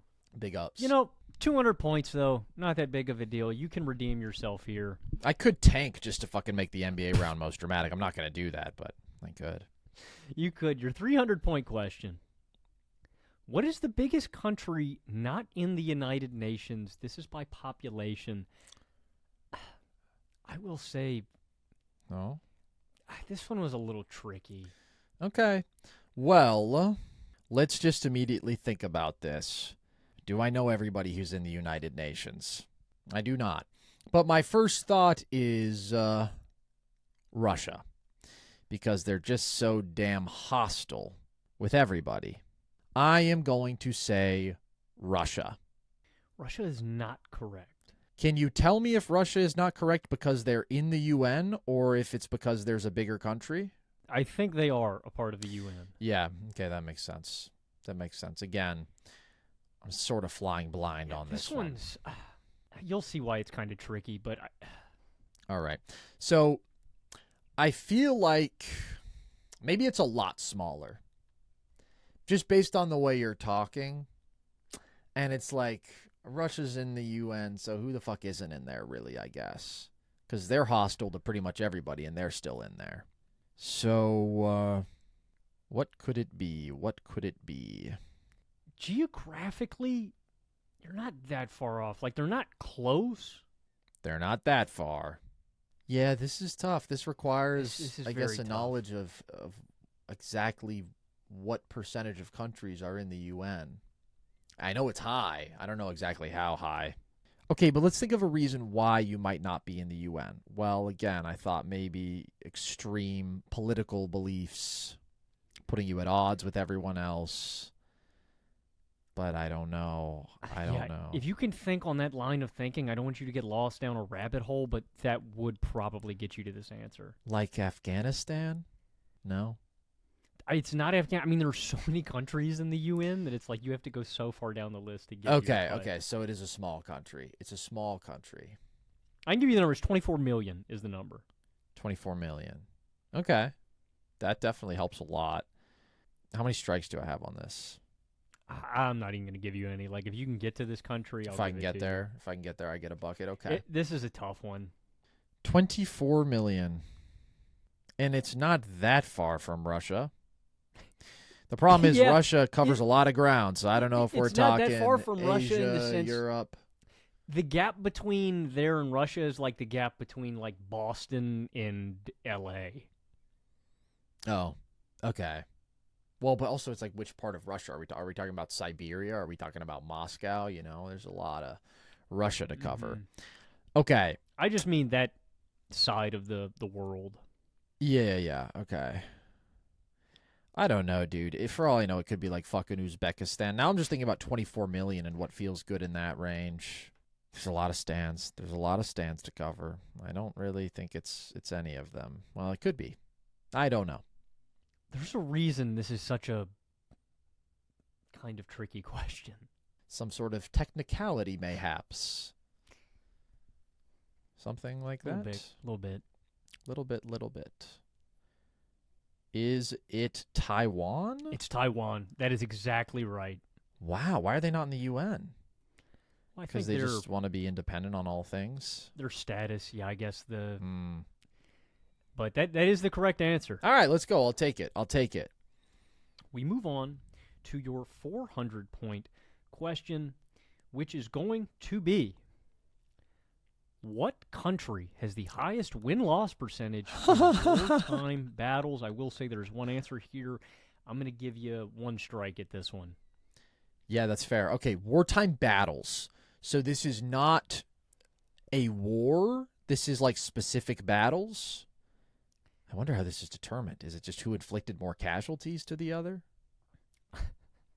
Listen, I don't want to be a stickler to take away from a great question. I love this. So everybody knows the U.S. is 10-1, as Bill Murray said.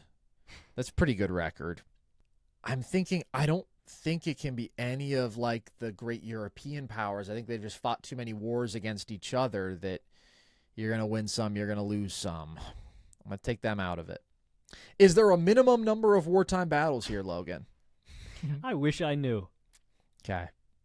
I have no idea where this came from or how it has been measured. So I'm thinking sneaky, prolific in terms of wars. The Swedes have fought a lot of wars over like rights to different parts of the ocean in terms of fishing. And that feels interesting. The U.S., I mean, I just think we've been brought down by the forever wars in Afghanistan and whatnot, Iraq. So I'm going to say we're probably not on here anymore, although still didn't suffer many casualties. But L wars. I'm going to say, fuck it, Sweden. I don't hate the guess. The correct answer is actually just the United States, apparently. Oh, my God. I mean, what am I doing? Like, truly, what am I doing? Literally the first thing I thought of. The U.S. at 72.5%. Number 2, France at 64.5%. Then we dip into the 50s. Great Britain in third at 57.4. So it's just all the big dogs. China at 55.1. And rounding it up here in the 5 spot, Russia at 52. I'm tanking, though. I'm tanking. That's what they don't realize. I mean, like, it was a layup. That's a layup for 400, and I flubbed that. No two ways about it. I just totally overthought it. You can redeem yourself. I said Sweden. Yeah, that was a wild answer. I don't know. I thought there had to be some trick. I thought it's 400. It can't just be the U.S. It was just the U.S. Your final world history question for 500 points. What are the 12 Olympic sports that were invented or codified by the UK? Absolutely love it. Let's start with cricket. Correct. This is really interesting. If you can rattle them all off, I will give it to you. Okay, UK includes Scotland, so let's go with golf. Correct. Is tennis on here? Tennis is a correct answer. Okay. Let's go with, was rugby invented by the Brits? Fuck it, let's try it. Correct answer. Okay. I mean, are there like track and field things? Anything like that or no? No, actually. Okay. You do have some things that are like on the fence about being a sport, but Oh. I don't know, like Croquet, Olympic croquet. I guess these are all in the Olympics. I can't say that I watch all of these, but well, let's get the biggest one. Soccer. correct. Was invented by the Brits. Probably their biggest W. Shout out to the World Cup. I'm having a great time watching it. Borderline sports. I don't know. They didn't invent curling, did they? That must have been the Curling Canadians. is a correct answer. Really? Oh, I would have sworn that was the Canadians. They've got so much damn ice and Well, so much time to kill. Speaking of ice. Canadians, speaking of ice, you have a Stop variation of a sport. Oh, field hockey? Field hockey is Yeah. the correct answer. Yeah, that makes sense. What You are else? mowing did this they down. You only invent? have 5 answers left. I'm thinking, are there any winter sports that they came up with? I kind of doubt it. No more winter sports. These motherfuckers are probably going to try to claim they invented swimming or something. They invented the breaststroke. You do have 2 water sports. Water polo? Not water polo. They don't Okay. involve like that kind of sport. We're unique. Synchronized swimming? No. And then you got 2 that involve Splashing around with your a net. friends in the water. 2 that involve a net. Handball? not handball. Okay. How many strikes do I have on this? Or can I just... Unlimited. Am I just running? Unlimited? Okay. Well, I'll be damned. Fencing?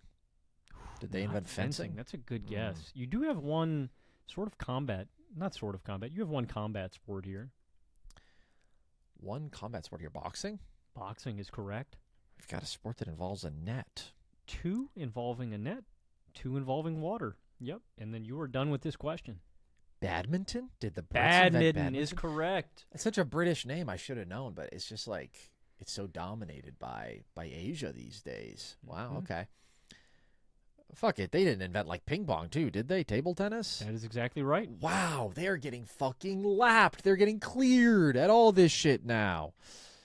Okay. And then we got 2 that involve water. Yep.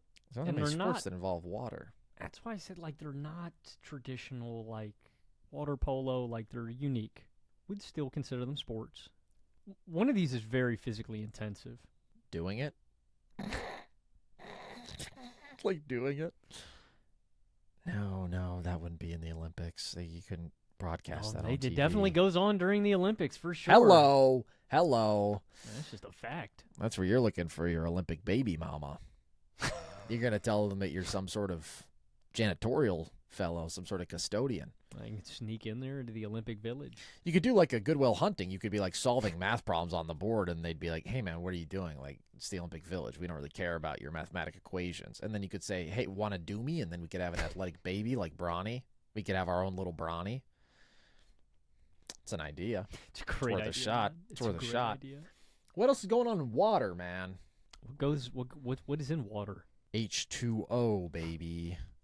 Not how I meant it, but okay. Just add water. The predecessor to Mako Mermaids. And that was Australian, not British. So get your facts straight, dweeb. I'm not going to give you strikes, but I will give you a shot clock. You got 3 that's minutes. fair. I mean, I'm like, shit. Okay, I need to lock in 2 sports that involve water. Mm-hmm. What the fuck, man? I'm like totally spacing. What even is water? What goes in it? What do you put in a big body of water? Chlorine? Again, not how I mean it. Rowing? Rowing is a correct answer. Shit, I guess. I guess maybe they codified it. I feel like the Vikings were doing that. I feel like everybody's been doing that. Polynesians. One answer to go. This is the least sport-like of any sport on this list. Diving. No. How many fucking water events are there? I can't say I've watched people do this, and I'm not quite sure how you would judge someone doing this, like if they're good or bad. In olden times, I guess you would, like, if you sunk or you didn't, that would be if you were successful or not. I don't know how they determine this in the Olympics. What? Yeah. Like witch trials? I thought we came up with those. No, those have been around forever, but we made them big with Salem and all that. Sink or swim, man. I don't fucking know. Marco Polo.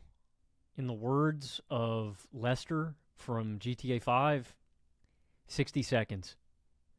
I don't fucking know, man. You're putting all these crazy poison ideas in my head. They would judge it by if you sank or not. What? Yeah, I mean, like before it was a sport, I think that's how you would determine if someone was good at this or not. Yeah. Water basketball with the little hoop, and you get to play with your buddies and dunk on each other and stuff. I mean, it's a national pastime for sure. Dude, if I fucking lose, I mean, I'm one answer away and the shot clock is on and I just feel like I have nothing. I don't know. Aquatics. The final answer was sailing. Yeah, I mean, with rowing, that was right there. I forgot that was in the Olympics. I mean, the way that they would judge that, Logan, is it was about speed. It wasn't a pass-fail thing. It was still about who was the fastest. It's a race situation. It's not a, well, I was saying can before, you stay afloat? I didn't mean, I didn't say that to confuse you. I just meant before it was an actual sport, I guess you would be like, I see what you're saying. Okay, these guys got to land, you know? No, I think they probably were racing still, but okay. You know what? I don't mind a little pressure on the NBA round. In fact, I like it. I think it's good for the soul. But fuck, I do have to be like perfect now. We move on to the NBA round, which I think are definitely all gettable. Your first question. Can you name the 5 Shaq teammates with the most career points? You've got 3 strikes. LeBron. Correct. Kobe. Correct. Dwayne Wade. Ray Allen. Whoa, whoa, whoa, whoa, whoa, whoa, whoa. You are down to one strike. Sit here and think That's about this one crazy. for a sec. Oh, shit. Karl Malone. Yeah, that's a great one. You've got the top three. Okay. I don't know why I guessed Ray Allen first, because he's third out of the Boston Big Three, but I feel like I just have to rip Paul Pierce and KG. Number 4 and number 5. All right, Woo! let's go. That is a crazy stacked list. Shaq Isn't really it? did play with everybody. Wow. Shaq damn sure did, but you get the 100 points. Well done, Carson. Let's go. That is a stacked list. I'll tell you what. I tell you what, man. We're going on to the multiple choice question. Which player here does not have over 25 points per game for their career? Your answer choices: Damian Lillard, Trae Young, Dominique Wilkins, or Kobe Bryant. Obviously, all these players are close. Mm-hmm. Kobe's safe. Dame, I believe, is safe. It's going to come down to Trae and Neek. And I kind of feel like when I see Neek in my head, he averaged like 24.7 points per game in his career. Let's think about Trae. I mean, Trae, I think he's safe. Has he not hit 25 like every year besides his rookie year, and he has 1 year at 29.6 a game in there? I'm going to say Neek is the odd man out. Well done, man. Neek at 24.8, Dame and Trae 25.1, Nice. Kobe 25 flat. Well done, man. Holy shit. All right, yeah, that was a fucking landmine. but That was a let's go. minefield, and you Mhm. cooked that question. Let's go. Getting close. Carson needs 800 points. He needs 2 of the final 3 to put me in a diaper. Fuck. Well, specifically, yeah, I got to get the 500. You do. Question 3. Who were the first 3 players in NBA history with 100 or more threes made in a single season? I'll give you 3 strikes for this one. Such a good question. What year would this have first happened in? I'm just thinking about if I want to test the waters with this guy or if there's going to be somebody earlier. Fuck it. This might be too late. Let's try it. Dale Ellis. Dale Ellis is a correct answer. Let's go. All right. That's a great Tell you spot to too. be in. They all did it in the same season. Okay. That's good to know. And for basketball historians, we are not including the ABA, so this is NBA only. That would probably be, if I had to guess, like 1988. That's probably the the exact year. right season. Okay, let's go. So I think everybody probably thinks first of Larry Bird, but I'm suspicious of Larry Bird being on this list. I don't think he made 100 threes in a season, if I'm being honest with you. I think he led the league several times for sure, but I don't think that he ever got to triple dig. So now let's think about other really good three-point shooters circa 1988. Maybe his teammate Danny Ainge could be a decent guess. We'll circle back to that. Although Logan did just kind of give me a little look. I'm going to say Danny Ainge. Danny Ainge is a correct answer. Carson, you Okay. are just missing the guy who did it first in the bunch. You've got the second and third. The guy who did it first. Okay. I mean, I could just guess Larry Bird. That would certainly be a justifiable position. 1988, this is Reggie's rookie year. I don't think he made 100 threes as a rookie. I've been thinking about Craig Hodges forever just because he was such a great three-point shooter, but he wouldn't have gotten the volume up. I mean, you got to really be in a pretty big role. Although Danny Ainge did it, but You do.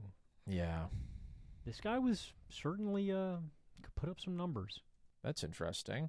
This guy could certainly put up some numbers. I I mean, let's think about other prolific three-point shooters. I think this is a little early for, like, Mark Price. wow, this guy led the league in three-pointers attempted 4 straight seasons. He was putting shots up, I'll tell you what. I mean, that kind of makes me think of, like, Michael Adams, because he was jacking up threes. But 1988? I don't know that he was in a big enough role yet. I would think 90, 91, 100%. 100%. 88, though? I don't know. Like, there's a lot of guys who I feel like this is just a little bit early for. A little bit early for, like, a Terry Porter. I think a little bit early for, like, a Derek Harper. Yeah, 4 straight seasons leading the NBA in three-pointers attempted per game. Twice led the league in makes per game. I mean, that makes me think Michael Adams. I've got 3 strikes. Fuck it. Michael Adams, Logan. Michael Adams is the correct Let's answer. go. Wow. Isn't that crazy? Didn't happen until 1988. Introduced it Pretty in incredible. 1980. It's a long time. Let's go. Wow. So regardless what happens with this question, you need the 500 piece. Yeah, this shit. is electric. All right. Let's go, Carson, baby. we will start with the 400-point question. Minimum 10 games played. What player has the highest career win percentage against Michael Jordan? You've got 3 strikes for this one. And you've Wow. got 3 names to choose from. Okay. So here's what's nice about this is I actually don't need this question. However, I want this question. So I need this question. So the obvious path here is, well, theoretically there's 2. It could be somebody who caught him early in Chicago. It feels more likely to be somebody who caught him in the Wizards years, though. But to play him 10 times, they had to have also briefly overlapped with him in the late 90s, maybe? I will say, I also thought about asking you what player did Michael Jordan go 30-0 against in his career? Whoa. Dude, he dogged Sherman Douglas every game they played. Oh, Sherm, General Sherm, no. Yeah, that doesn't surprise me. I'm going to be honest. Oh, man. All right, so, I mean, immediately I go to 02 and 03, and I'm thinking about the top of the Eastern Conference. And I'm thinking, what if it's like Ben Wallace or something? You're frigid, my friend. Oh, I'm like super cold. Ice cold. I'm like really freezing cold. All right, now I'm thinking about 1985 and 86 and some shit like that. I mean, like Larry and the Celtics had their number for a while, but I just think they played too many times. But that still might be decent. I'm thinking about that. I'm keeping that one in the back pocket. Obviously, the bad boy Pistons had their number for a while, and that might still be the answer. Can I ask what the winning percentage is? Does that give it away? Jordan had a 20% winning percentage against these 3 guys. Won Yeah. 2 of 10 games. 2 of 10. So he played 10 against them. So that actually helps me a lot. So that tells me that it is, not any of the big rivals you would think of. It's got to be somebody who caught him on the front end in Chicago and then was done and then just fucking hung him up. No. He played too long. At first I was like Dennis Johnson because I was like somebody who got out. Actually, but you know what? Maybe I'm onto something there. Is Bill Walton one of the answers? Carson, you read me like a book. Bill Let's Walton is one fucking of the go. answers. You want to Let's get the other fucking 2? You've go. already got the question. I've got to get the other 2. I mean, sure, I might as well. I'll take No, my no, you point, don't but have let's to, go for but- style points. So, I mean, to be exactly 8 and 2, it makes you think it could be other Celtics of this time. Interesting. No, he played too long. I thought about Jerry C. Sting. Scott Wedman, Logan. Can I see Yes. Scott Wedman? Yes. Yep. I love that. Okay, but who else perfectly aligns with the timeline? On the 86 Celtics and then, like, done. Fucking. Coach. Nah. A coach. Rick Carlisle? Rick Carlisle. Wow. Let's go. Shout out. You crushed that. Well done, man. 3 whites. I don't know about it. I don't know about that. Get him out of here. All right. Fucking Wow. everything on the line. We could not have had a more photo finish, man. Seriously. Couldn't have drawn it up any better. Of course, it's all rigged, but still. It's great theater. Your final question for all the marbles, for me to be in a tutu. Come on. Carson, can you name the top 10 scorers in NBA history under 5'11"? Yes, I can. You want 3 How or many 5? strikes? You're the boss, man. You tell me. I think this question's kind of tough. I'm going to give you 5. All right. Let's open up with somebody who feels safe. Damon Stoudemire. Number 2, Mighty Mouse. Under 5'11". That's a seriously small guy. And you know what? You know who's going to be on here? A little fellow who was 5'3", Logan. Muggsy Bogues. Muggsy Bogues is not on here. Whoa, whoa, whoa, whoa, whoa. Whoa, whoa, whoa, That whoa, is whoa. Strike number 1. Fuck. Okay. That has me questioning everything. Because I was gonna let Michael Adams rip. And now I don't know if that feels safe. I don't know if anything feels safe now. Is little Isaiah Thomas safe? Is Nate Robinson safe? No, not Bogues, if Muggsy number did make 14. it. Fuck it, man. I mean, he was just putting up a lot of shots. Let me try Michael Adams. Number 5. Michael Adams Okay. makes his second appearance on the Ultimate Trivia Gauntlet. Okay, so now hold on.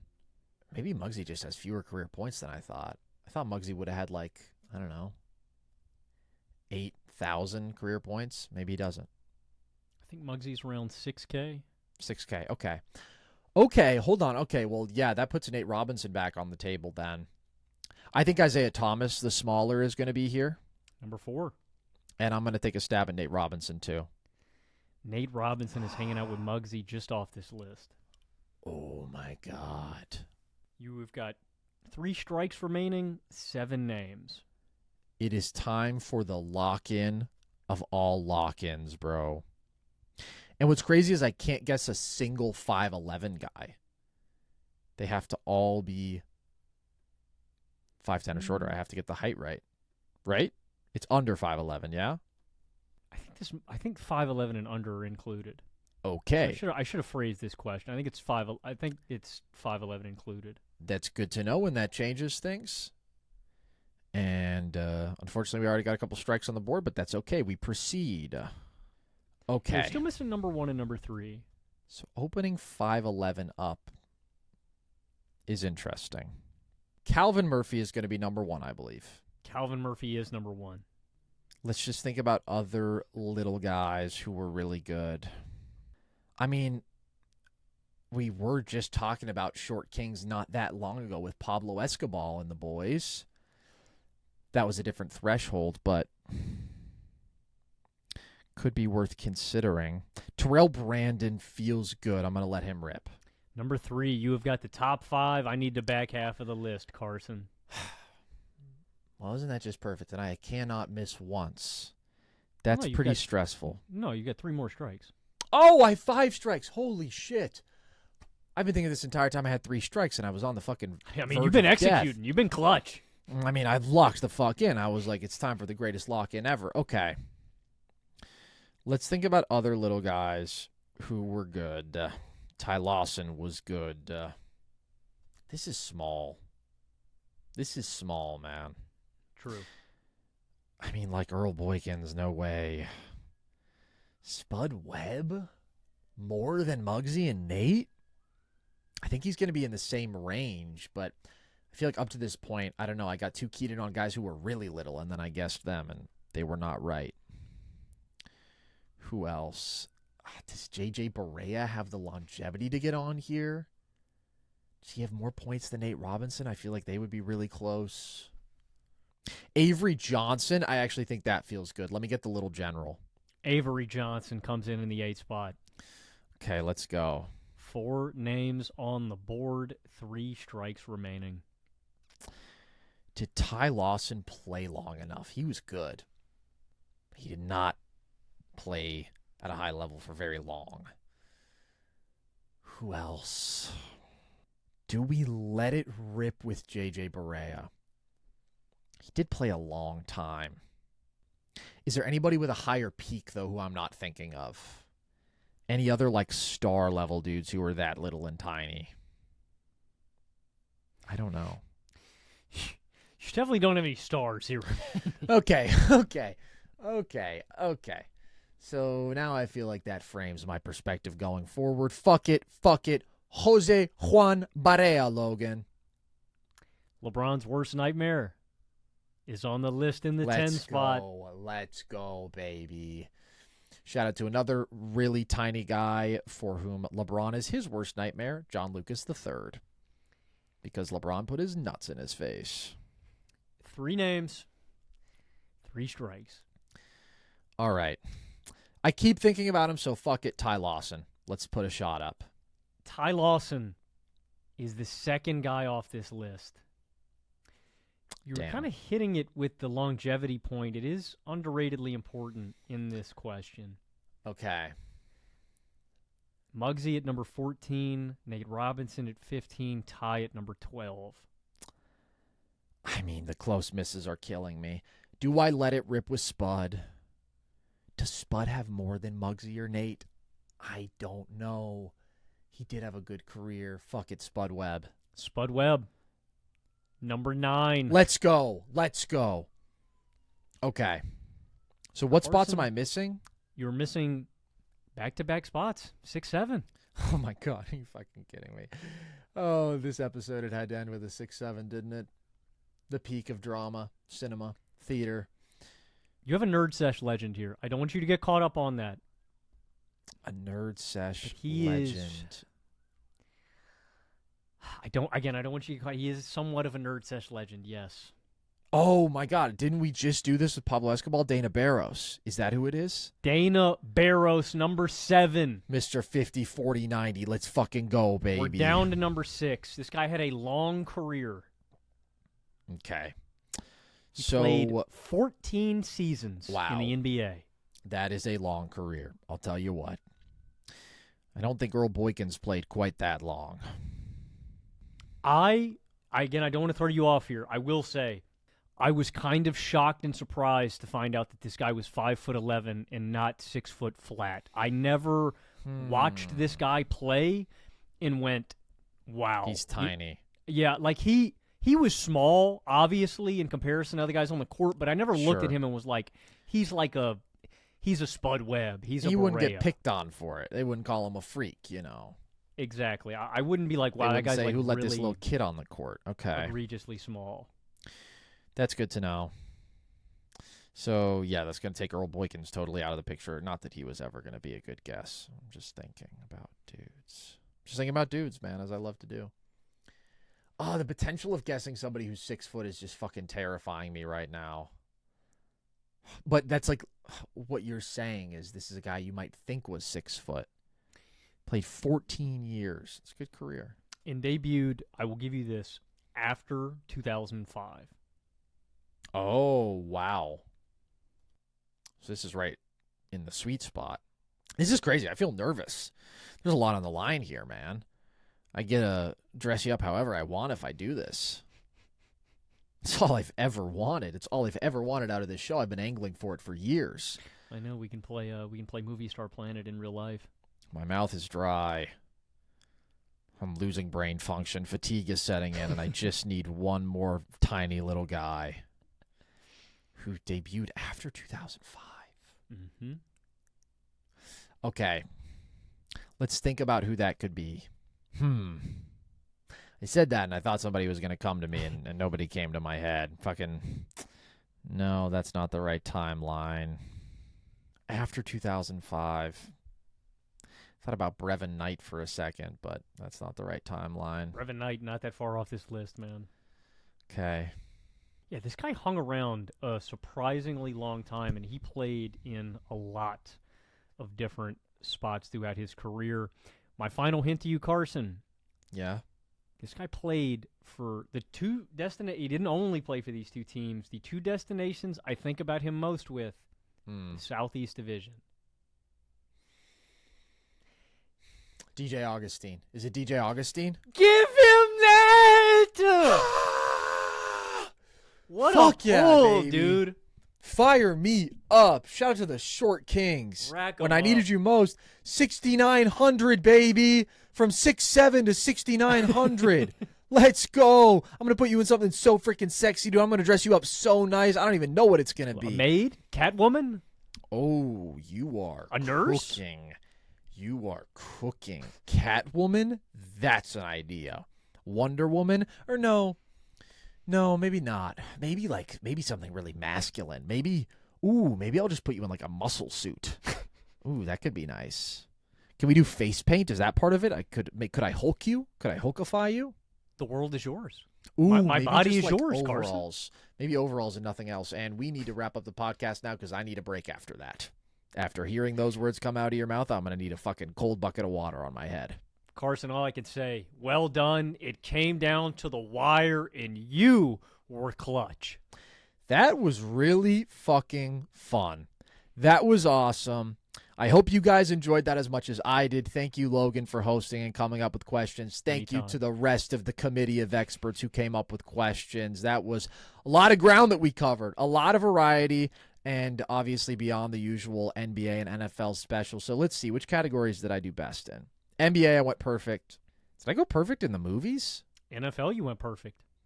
Oh, yeah, I guess I did my job in NFL and NBA. World history, that went badly. That was the one that went worst, honestly. And movies, that's where I lost points. You did sweep. You swept in 3 different categories. All right, let's go. I think we took care of business here today. But I'd love to run this back at some point. Logan, maybe we do an ultimate trivia challenge for you. I don't know what that looks like. WWE, gooning, all the stuff that you're into. Stuff like that. Twux. Maybe we could do a Twux round. A Truck Robinson round, maybe. 5 now questions about Truck a Robinson. Buck Williams round, maybe? Stay tuned for that at some point down the line. But for now, we hope you guys enjoyed this one. We appreciate you. As always, you know where to find all of our stuff, all of our full episodes, trivia, historical rankings. We've got a lot of good stuff this summer. It's all on our YouTube channel, and you can listen to full episodes across all audio platforms. And, of course, you can follow us across social, TikTok and Instagram at NerdSesh, Twitter at Nerd_Sesh for all of our daily content. Today, I feel like a champion, Logan. I kind of want to go celebrate. I think maybe I'm going to go try Fent or something. Maybe see what I can... No? Not the way to celebrate. Okay. I don't know what else I can do. Maybe I could write a poem? Write a poem about this experience?